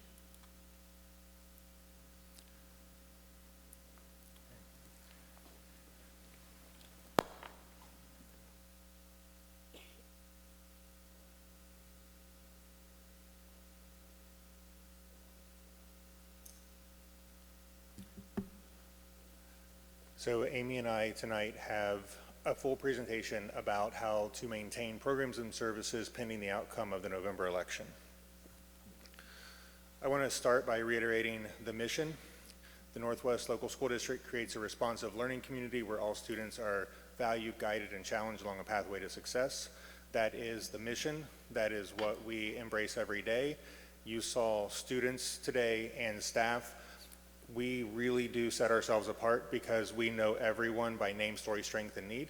That is a commitment that our staff make to the kids, but you also saw that from our adults to the other adults, that this truly is a caring community, that people come together and make it the special place that it is, which is the special place we want to maintain. Tonight we're going to talk about how funding in public schools is an issue across the entire state. Northwest is no different. This is not a new conversation with the board, the community, or our own staff. And programs and services that we need to maintain and honor the mission and the commitment that we've made to the students, families, and community of our district. So, good evening. Tonight I first want to start with reminding us, our staff, our families, and our community of the journey and how we got here. In the state of Ohio, school funding is a state-local partnership. However, the state determines the funding of basic education and then determines how much a local community can afford and pays the difference. And then they require the local community to fund everything above basic education at 100%. When we look at the state-local partnership over the years, in 1999, our local community was funding 60% of our school district and the state was funding 40%. Going into next year, that has shifted to where the state is funding only 10% and requiring our local community to pay 90% for basic education, and again, 100% for anything above basic. They determine our local community's ability and capacity to pay based on local property values and local income. So when we look at property taxes over the years, in 1975, it was almost a 50-50 split between our residential properties and our business properties. And over the years, the state has made changes to the laws, which has shifted the burden onto our local residential community and has lessened the burden on to the business community. When we look at what we're currently collecting here at Northwest Local Schools, the blue bar, gray bar, depending on where you is the formula and the basic requirement for our community to pay for basic education. The green is the 20 mil floor, and what is required for every school district in the state of Ohio, a minimum of 20 mills. And the gray is our 2 emergency levies, which our community has passed and that we are collecting on today. As you can see, that is $2 million less than the required basic formula to be funded by our local community. And yet we do provide lots of things above basic education. We provide things like gifted services and AP courses, CCP classes on our campus so students don't have to leave and go to a local college or university. We have advanced electives and intervention supports. We have facilities that are in need and providing upgrades to those. We provide elementary counselors to give our young students extra supports and deans of students to help our students K-12. Transportation, we provide at the state minimum is 2 miles, and we provide it at 1 mile. Yeah. And we provide all-day kindergarten as well as athletics, music, and other extracurriculars. When we look at our levy cycle, in 2012, our community passed our emergency levy and then renewed that emergency levy in 2017. Again, in 2019, our community passed a significant emergency levy at 7.5 mills. As a district, we right-sized and reduced $2.6 million, as well as we entered into a community partnership with our community that said we would not grow our operations by more than 3% per year. In 21, we renewed that partnership with our community and extended it. In 19, we said we would need to come back because we couldn't ask for enough and we couldn't reduce enough, so we would need to come back in 3 years, which would have been in 2023. In 21, we extended that out 8 years, and in 23, we renewed that partnership again to fiscal 2028.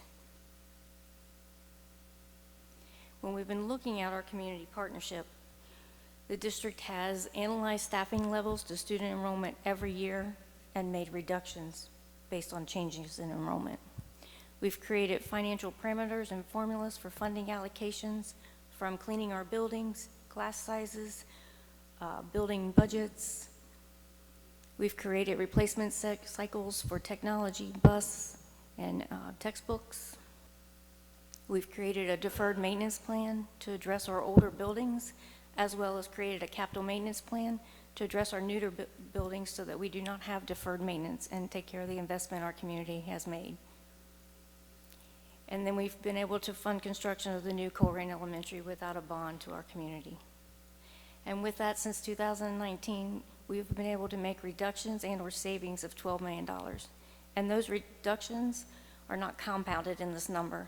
So when we've made those reductions, it has saved annually year after year. So if you compound that number, that 12 million is actually higher.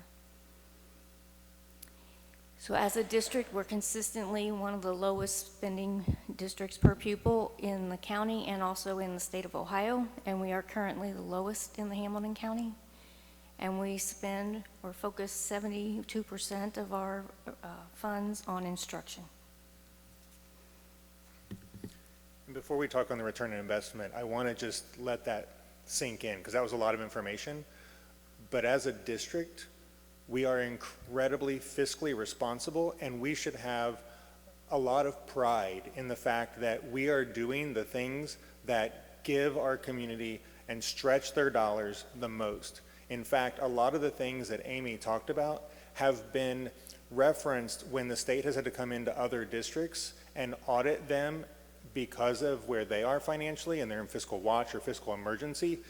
They've referenced our district and the work that we do as a model for other districts. So this is something that we should take great pride in as a district, that we are good stewards of our taxpayer dollars. With that said, being the lowest per pupil expenditure in the entire county, what is our community getting? They're getting a lot. Amy mentioned what above basic services we're already providing, but in addition to services, we're doing results. We have a one plan that focuses on raising academic achievement, reducing chronic absenteeism and getting kids back in school, and ensuring that all of our learning environments are conducive to learning at the highest levels. We've been in front of the board multiple times talking about the progress on our one plan. We have a district-level momentum award, one of 20 districts across the entire state who got a momentum award. We have 3 buildings that got individual building momentum awards for the progress they're making. We went from a 3-star district to a 3.5-star district in 1 year, and we were hundredths of a point away from being 4 stars last year. We have 2 National Merit Scholars. We have students doing amazing things. Sierra just mentioned a lot of them in her report. We are reducing chronic absenteeism rates, and we are seeing kids coming back to school. Based on the lowest per pupil spending in the entire county, we're delivering results to our community, and results that we should be proud of, and fiscal stewardship that we should also be proud of. So when it comes to the need, as we've been talking over the past several years, 20 mil floor is the minimum a community has to provide their local public school district for the state of Ohio. We also collect 2 emergency levies. One was passed in 2012 and again renewed in 2017 for 10 years and will expire in 27. One was passed in 2019 for 10 years and will expire in 29. And as we've talked with our community partnership, in that partnership is a 5 mil, 5-year rolling levy cycle. So it's time to have that new 5 mil come on to the books, because as costs go up, revenue stays flat, and we're required as a public entity in a public school district to come back to our community and ask for additional revenue. So part of that process has been, we do our semi-annual forecast reports twice a year to tell the board, remind the community where we're at, where we've been, where we're going, how we spend our funds, what our needs are. And then in January, the board had a work session to talk about district finances, what our options were, where we're at in our levy cycle. Again, on January 20th, we had the same presentation from the work session at a board meeting to be able to again inform our community of where we're at, what our needs are, where we're at in the levy cycle. On February 23rd, as a board, you passed the notice to proceed to start the process of showing the public that we have a need and resolution of necessity. The necessity that we have, and then on the 23rd, passing the resolution to proceed to put it on the ballot, which was a 1.5% earned income tax. So with this 1.5% earned income tax, it is going to combine the 2 current emergency levies with the additional 5 mil need, which would reduce our property taxes down to the minimum 20 mil floor, as well as then have the 1.5% earned income tax, which 60% of that earned income tax is what we currently already have with our emergency levies. It's just shifting them from property tax to earned income, which means retirement income and investment income do not pay it for earned income, it's only on earned wages.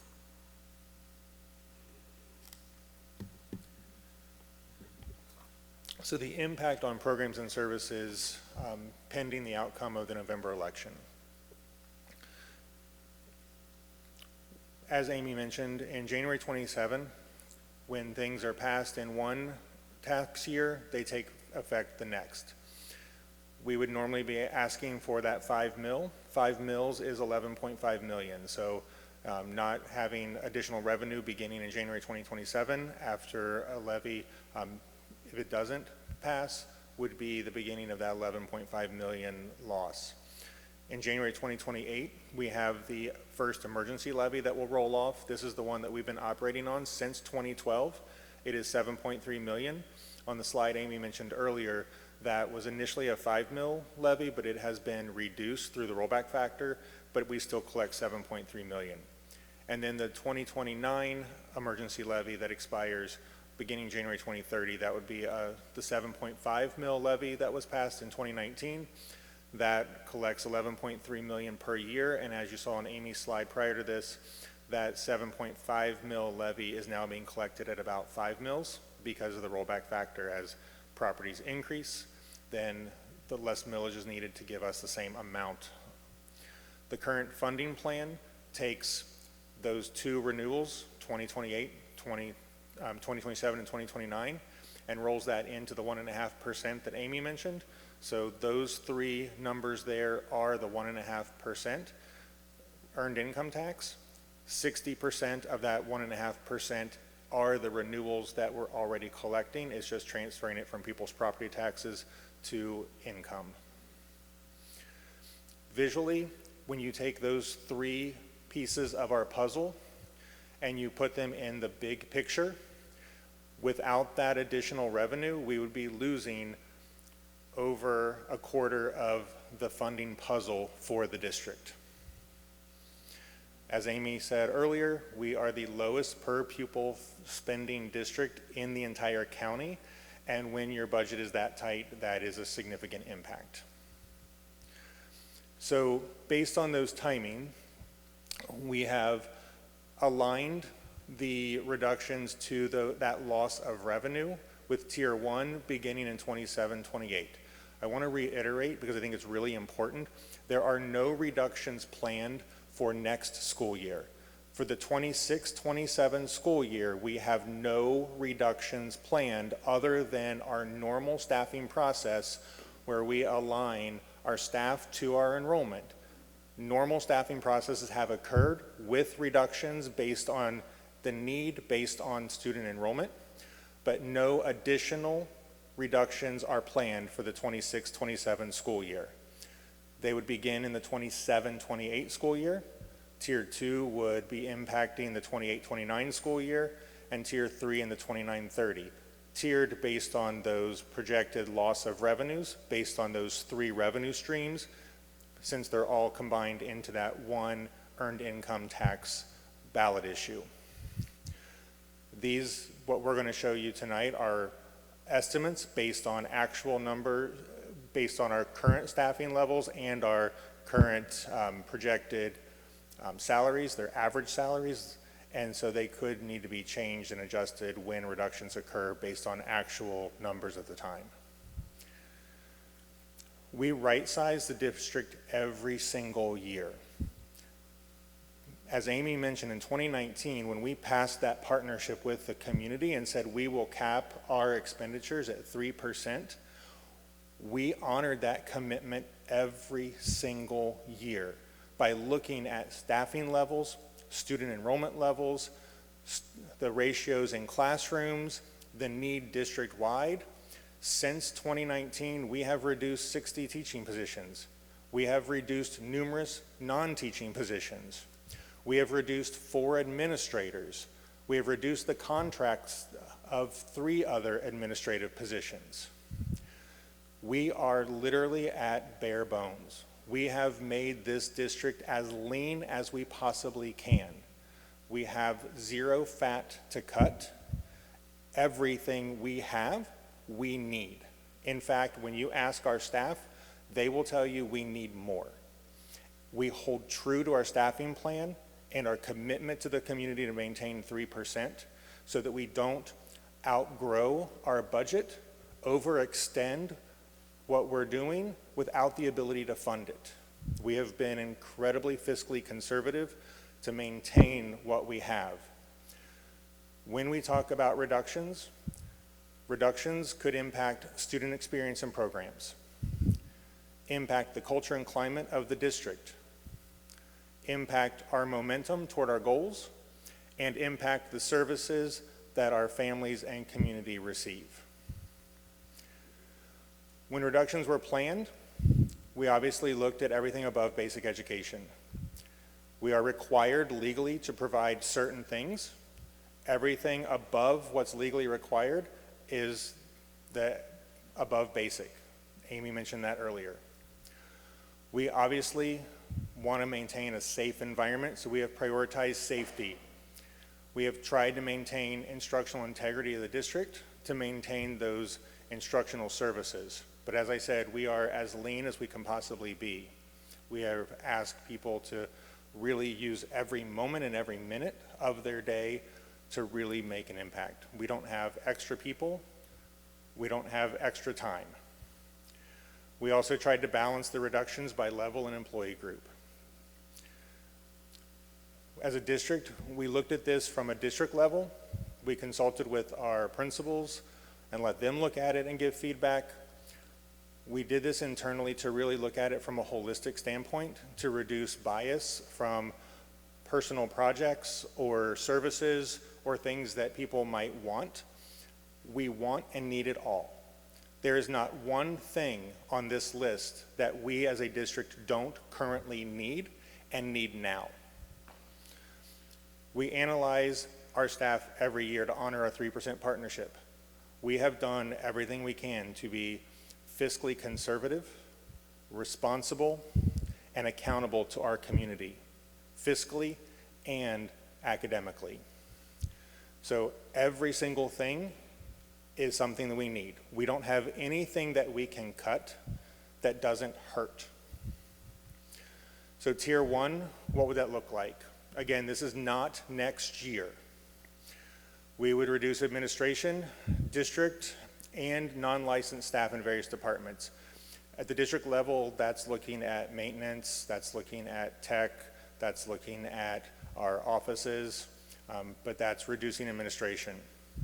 We would need to immediately remove our transportation services back to our 2 mile of state minimum in order to cover the cost of our supplementals for our sports and our programs that require pay to play.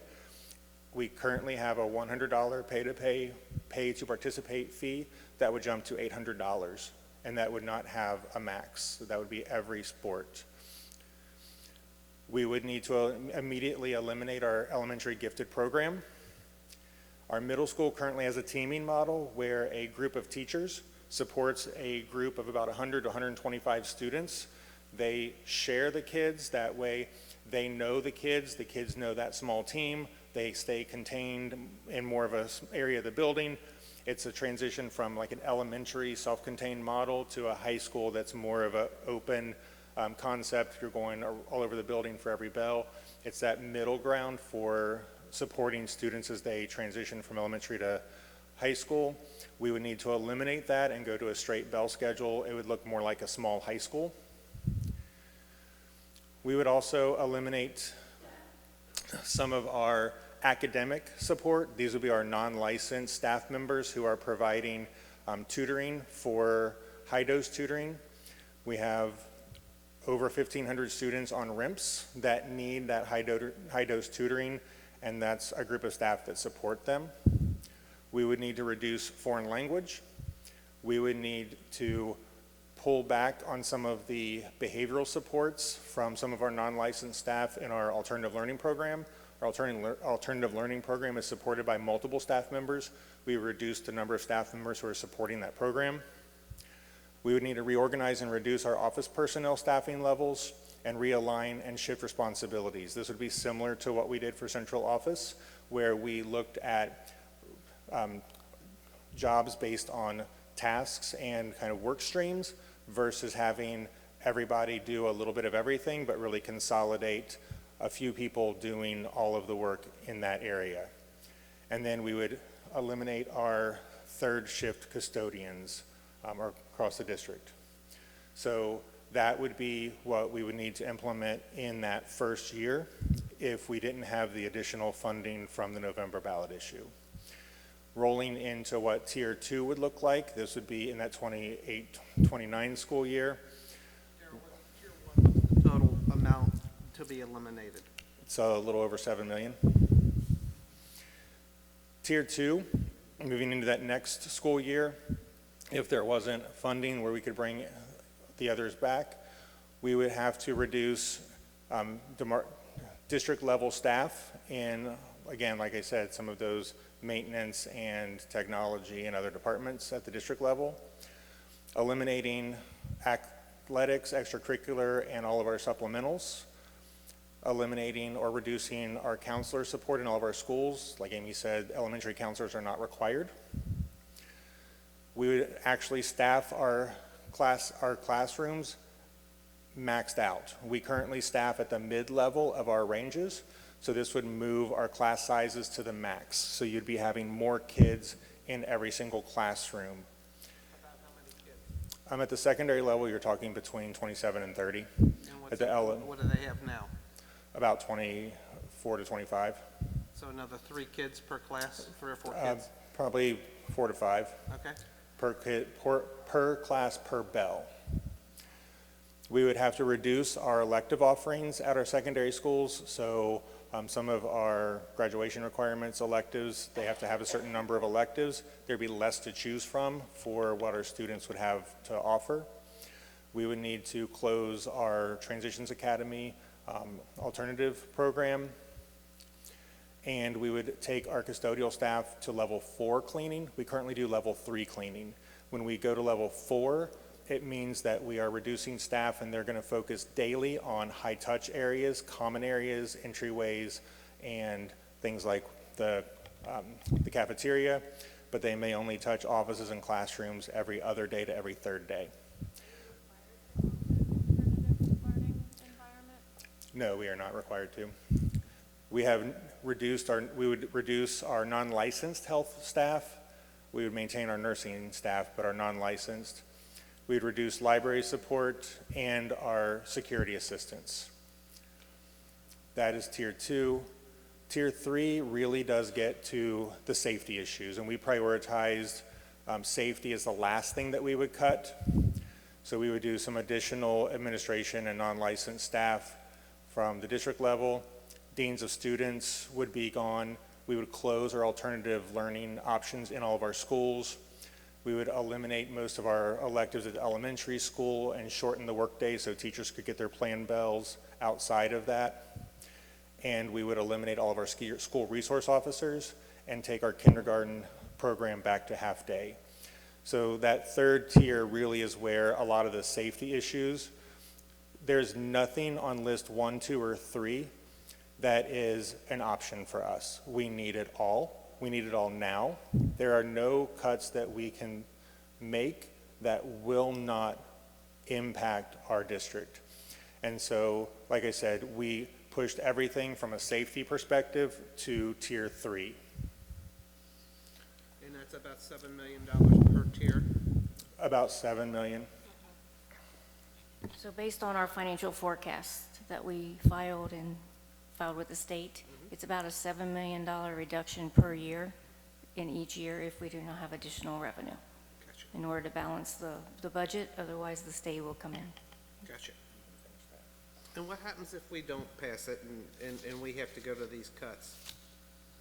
What happens then? Does the state come in And just implement what you have on the list? and they just come in and tell you what to do? Mhm. We've seen other districts near us go through this. That's why we don't want to get there. What districts had gone through that? Recently is Mount Healthy. Mount Healthy? But they did pass a earned income Tuesday? After several attempts and after Yeah. the state has been in and reduced them down. And after they gutted their district. Okay. So when you're taking away from this plan, it's a revenue issue, not a spending issue, as we've demonstrated today. For everybody? It's a state funding problem. It's the state of Ohio that Right. needs to. But it's still, But right they're now, throwing it they're onto putting the it on- community. Absolutely. It's not new. We talk about this I know. twice a year with our financial forecast. We've been talking about this since 2015. I remember. And we did significant reductions and did our community partnership in 2019.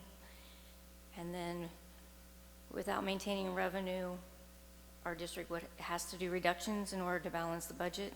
And because of the timing of an earned income tax, tiers 1 and tier 2 have to happen if this doesn't pass this time, because it puts money out a whole nother year. So we have to wait till the revenue comes in order to have the programs and services. So Tier 1 and Tier 2 would have to be implemented if it didn't pass in November. Okay. Let me ask you this, how is the district going to get the word out to the community that this earned income tax is beneficial for the school district and for a lot of the community? What is the, how So are you I gonna know get that as an word out? administration and as a board, I think we've listened to our community and heard that property taxes were too high. I know when we had our work sessions, when we've talked, when we've determined whether we want to renew emergency levies and add a new property tax or go to the earned income, it was to help our community by doing it on earnings versus property, not taxing retirement income, and not in. So the community understands that in layman's term, you know, if this passes, this is what's going to happen to these people or these people. This is what's going to happen if it doesn't. I mean, obviously, you went through all these cuts. If it doesn't pass, I get that. But I think the community needs to understand what an earned income tax, you know. Okay. I don't want to call it a levy, but I guess that's First, let's talk about valid issue. by combining two emergency levies that we currently operate on and have been operating on since 2012, and the need for a new, because it's our levy cycle. It's time for another levy. That's 30% of our operating budget.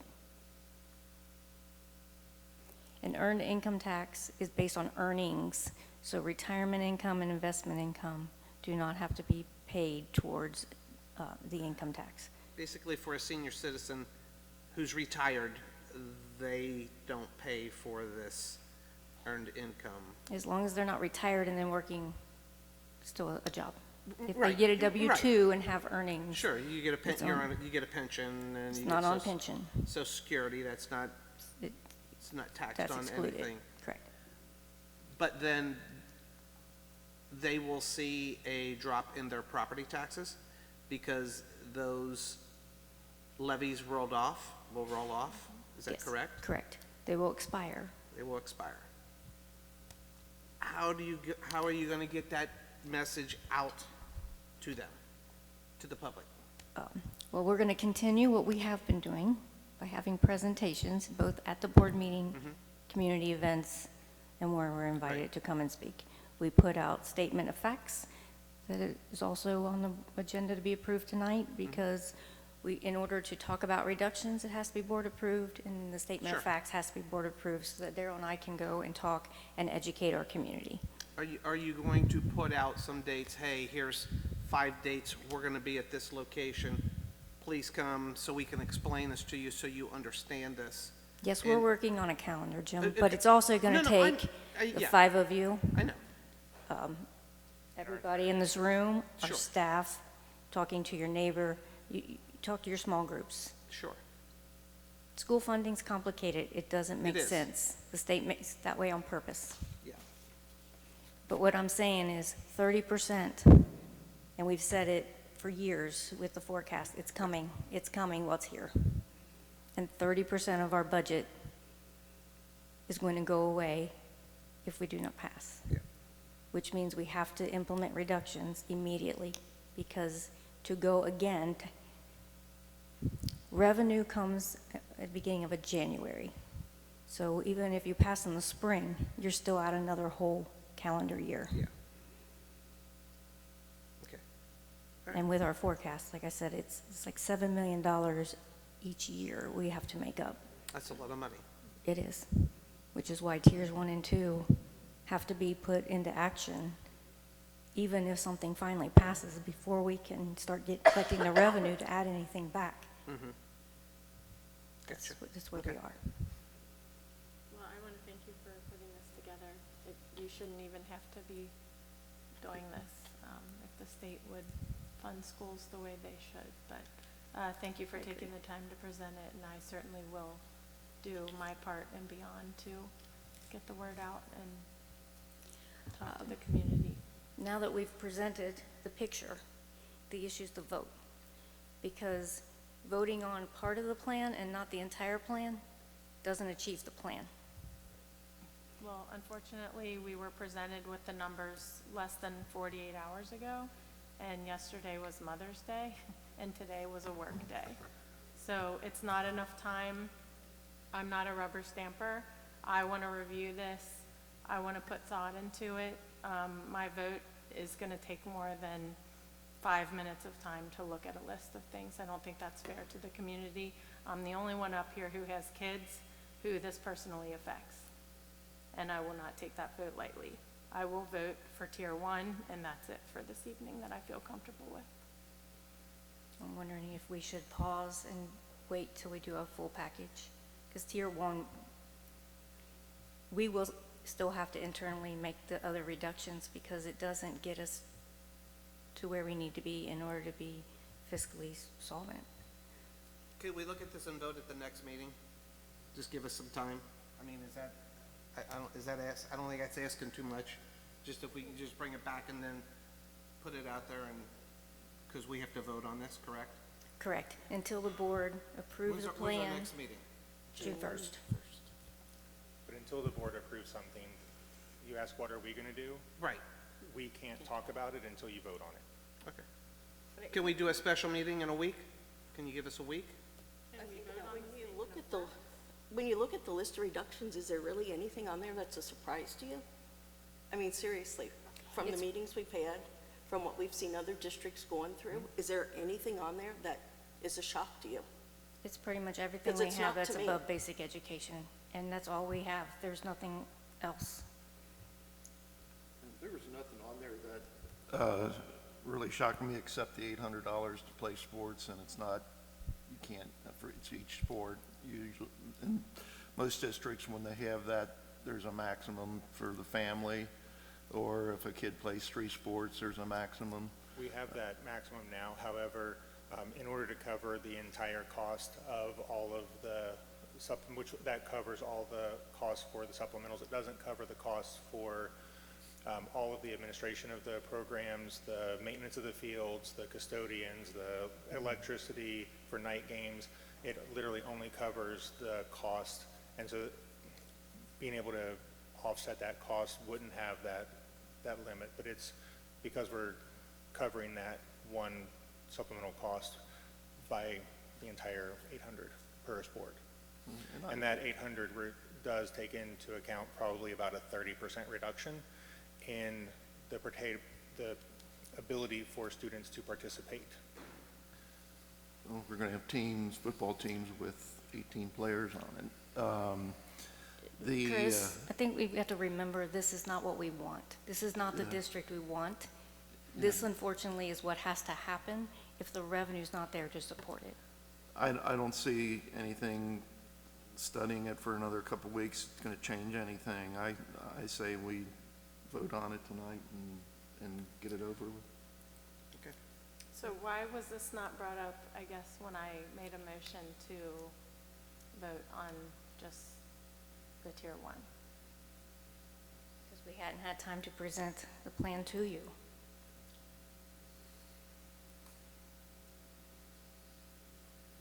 The thing is, I think, look at this is the education to the community. This is what's going to happen if we don't pass a levy or It's not a levy. It's a ballot earned issue. income tax in November. If we don't pass that, this is what's going to happen. So stop, look, and listen. What are your priorities? What do you think is important for your community, regardless of whether you have kids in the district? It doesn't really matter. If you live in the community, you need educated, well-rounded people coming out of your schools. And it doesn't matter if you ever had a kid in the district. I never had a kid in the district, but this is very important to me. And I don't think we should take lightly that people who don't have kids are concerned and care about this. No one's taking Because it they lightly. do. And But I it's think not if we, affecting us the same way. but I That's a think if fact. we just educate people, and that's what we need to do, we need to educate them. I've heard that we need to get started right away. So if we're going to delay this, we can't get started right away. And they can't get started on their fact sheets right away and get that information out to the community. And then we're going to have people complain that, oh, well, they should have had this out to the community in May, but they didn't get it out until the end of June because we didn't vote on it. And there is absolutely nothing on there that is a surprise to anybody. No one disagrees that my concern is that we were only presented with it 2 days ago. That is not enough time for me to review and give a good vote on something, which is the only reason why I said, could we push the other parts? Had that been brought up at the beginning when I asked that, a different story maybe, I don't know, but I just would have appreciated receiving this information more than Saturday morning of a weekend. But I know Well- we're here and that we have to vote on this. If we have to vote the whole thing, as long as it's listed as potential and not this is what's happening, because I don't agree with some of the things on here as tier 1 and tier 2 from my perspective and from staff perspective that I've heard from, that,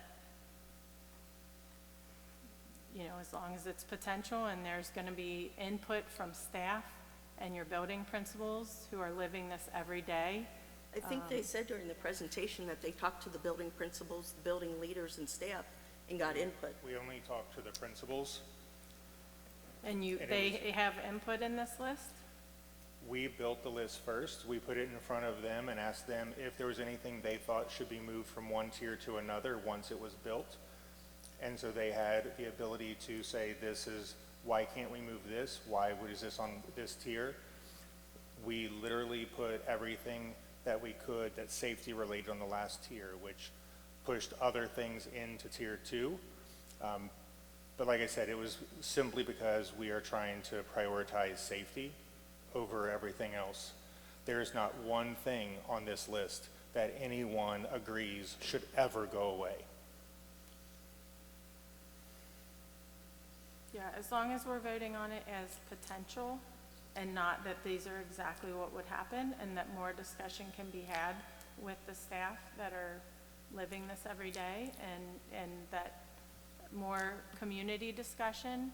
You know, I asked about why not talk about combining high schools, where's that? And you said we needed community input. I think some of these would possibly need community input if you're asking them for those things. So I will move forward with the vote as potential items. I appreciate the time that you put into it, but I do think as a board we should get more than 2 days notice to for a list. This is not a surprise that this had to come to us, so. And just a few responses to that. One of the things we talked about the option of having it May 11th or June 1st. It was asked to be on this agenda, so it pushed up timelines. The other thing is combining high schools. I didn't mention input, I mentioned support, because when I've talked to people on the northern end of the district, I haven't heard that there's support for that. And we don't have, based on what we've presented to the board in the past, a huge savings from doing that. In fact, there would be cost to incur to modify Corrigan High School to do that. So that is not necessarily a reduction that would save money that we put on this list. Yeah, the plan that I saw was a few years old, and there were things on there that didn't need to be included. I think if we did merge high schools, I think there are other districts who have successfully done it. And, you know, as far as the community support, I would say the same here. I mean, nobody wants any of this to be, there's not going to be community support for any of this, but people may have a difference of opinion on what's important to them as a parent, and what's a tier 1 or tier 2, I guess. And this is based on the potential reductions if the outcome of the November ballot issue is not passing that. It is not based on other factors that don't have significant cost savings to the district that are above basic education. So we've really prioritized above basic education, prioritized the ability to maintain safety, and we've done it in a way that we've tried to avoid personal bias and personal opinions for people who have, everybody wants to save everything, and I don't blame them for that. There's nothing on this list that feels good or that should happen to this district or the kids of this district. And what we didn't want happening was people pointing fingers and trying to sacrifice someone else to save themselves. This is a time that our district needs to really understand and be proud of how we have handled our finances historically, how we have used minimal funding to get the best results and been fiscally responsible. And our staff need to be really proud of what district they're a part of and everything that we've accomplished, both fiscally, academically, and socially, emotionally. It's not a tagline that we know our kids by name, story, strength, and need. You saw it here tonight. These children do not get up with that confidence without adults who pour into them every day. We had adults here, administrators, who cared deeply about their staff, whose voices cracked as they talked because they cared deeply about them. This is the district that we have. This is the district we want to preserve. This is the district we are proud of, and we need every single person who is in this district who understands that to shout it from every rooftop, because we are a district worth fighting for.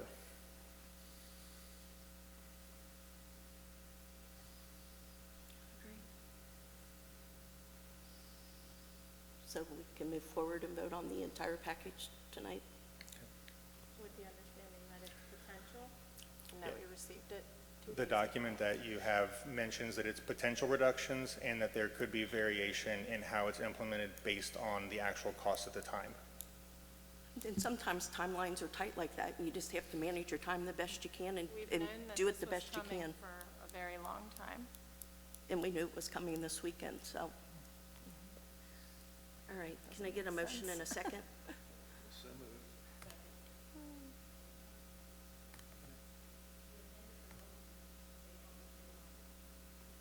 Can we re-amend it at this time? Okay. Unamended. So is this, do you want that as the verbal vote or the, okay.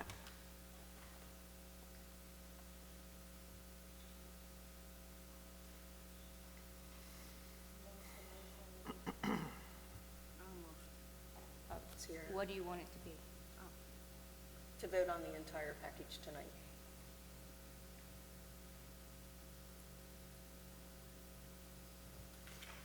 And Sierra, did you first that? Yes. And Chris, you second? I'll second it.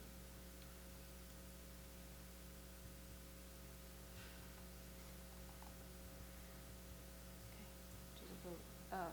So this vote is to go back to the original motion to vote for the entire reduction package and statement Potential of facts. reduction package. Potential reduction pact based on the outcome of the November election and the statement of facts.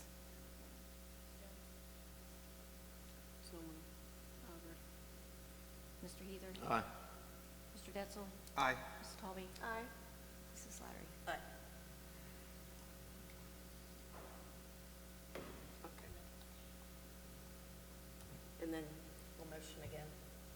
Chris, you? You seconded the potential reduction. And Sierra? Yes. Second? Yes.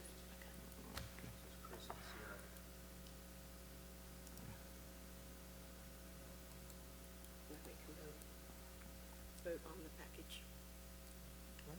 Vote now on the package. Oh, yeah. And that passes without opposition.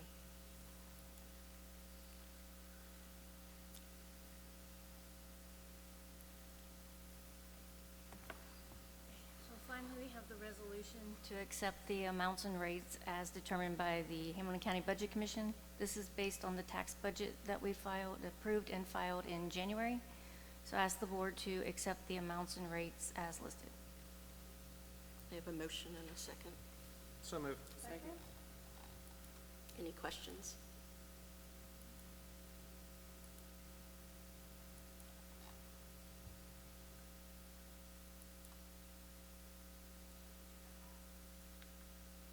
And that passes without opposition.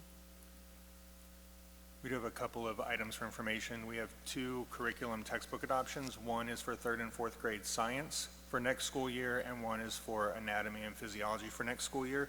Those will be on the board agenda on June 1st for approval. And then we have a very long list of our 26-27 district handbooks and fees. This is for every department, so these are on for information this time, they'll be on for action on June 1. On June 1, just so you know what's coming, we have another list of handbooks. They'll be the building level handbooks. So all the building handbooks will be on there June 1 for information and then approved on June 29th. So that's just kind of our staggered cycle for district handbooks first, then buildings.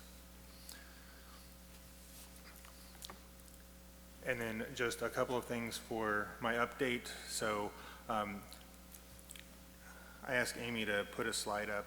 I've really been impressed as I've been to events this spring. Spring is always like all the award ceremonies. At both high schools, we've had ceremonies where students have been given scholarships. This is a list of organizations that have given scholarships, and when we talk about our district, I think this epitomizes who we are more than anything else that I could say.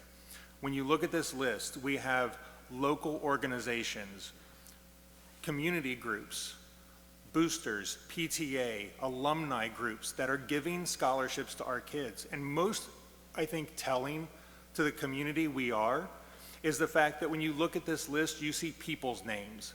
There are family foundations whose students had such a profound experience with our district. The family is giving scholarships to other kids so they can benefit. We have staff members, current staff members, and retired staff members who are individually giving scholarships to give our students the opportunities to move on and be the best versions of themselves and the best community members we could ever ask for.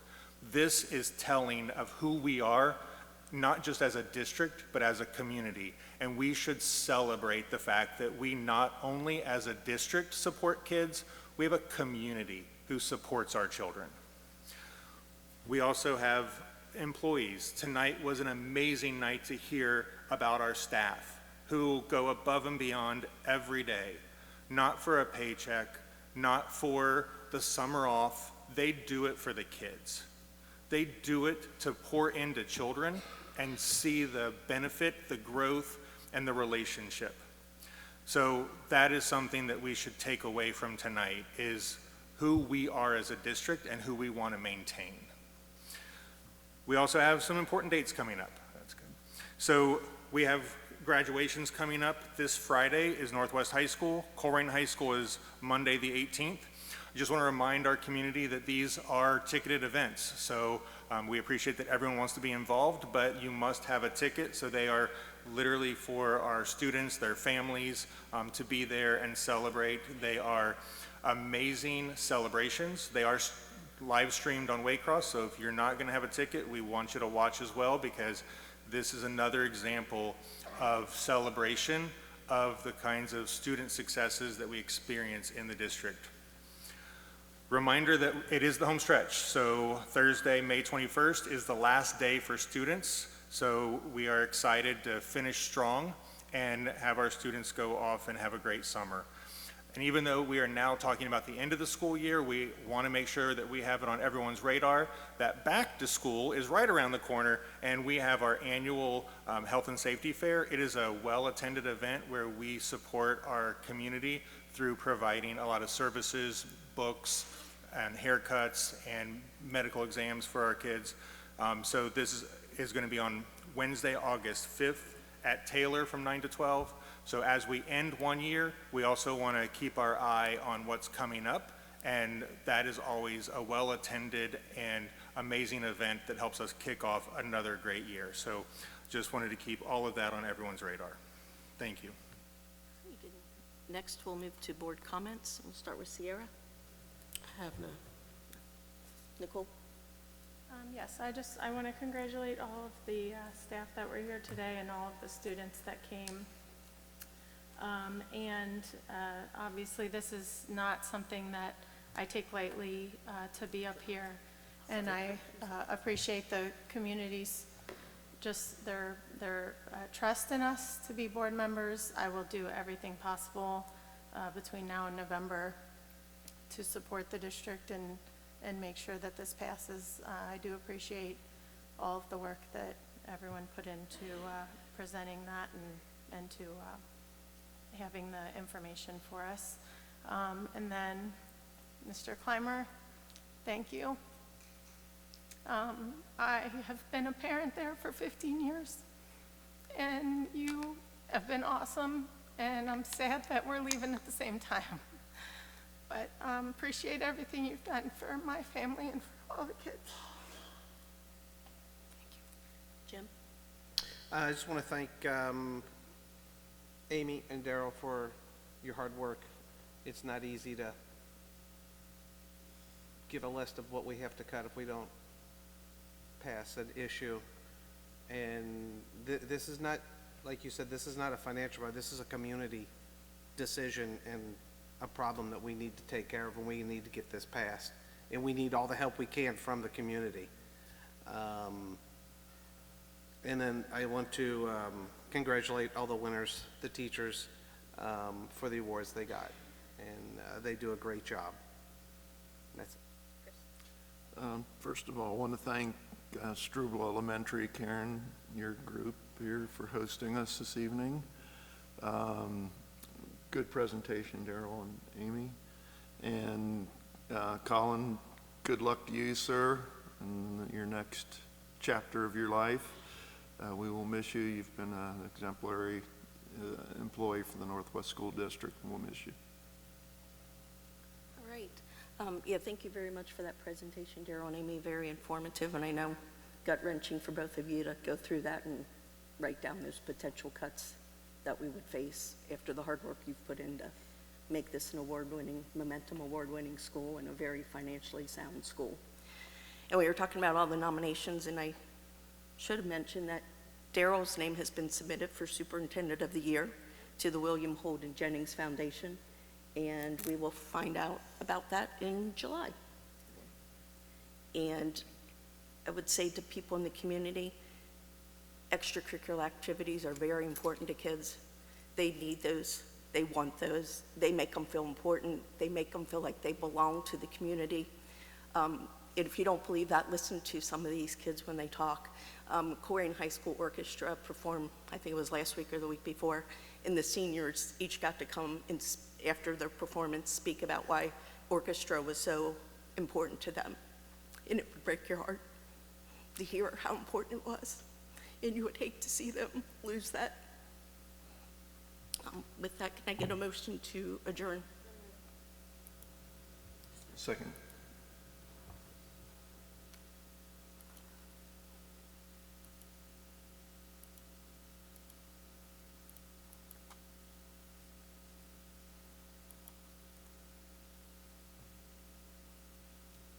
And that passes without opposition.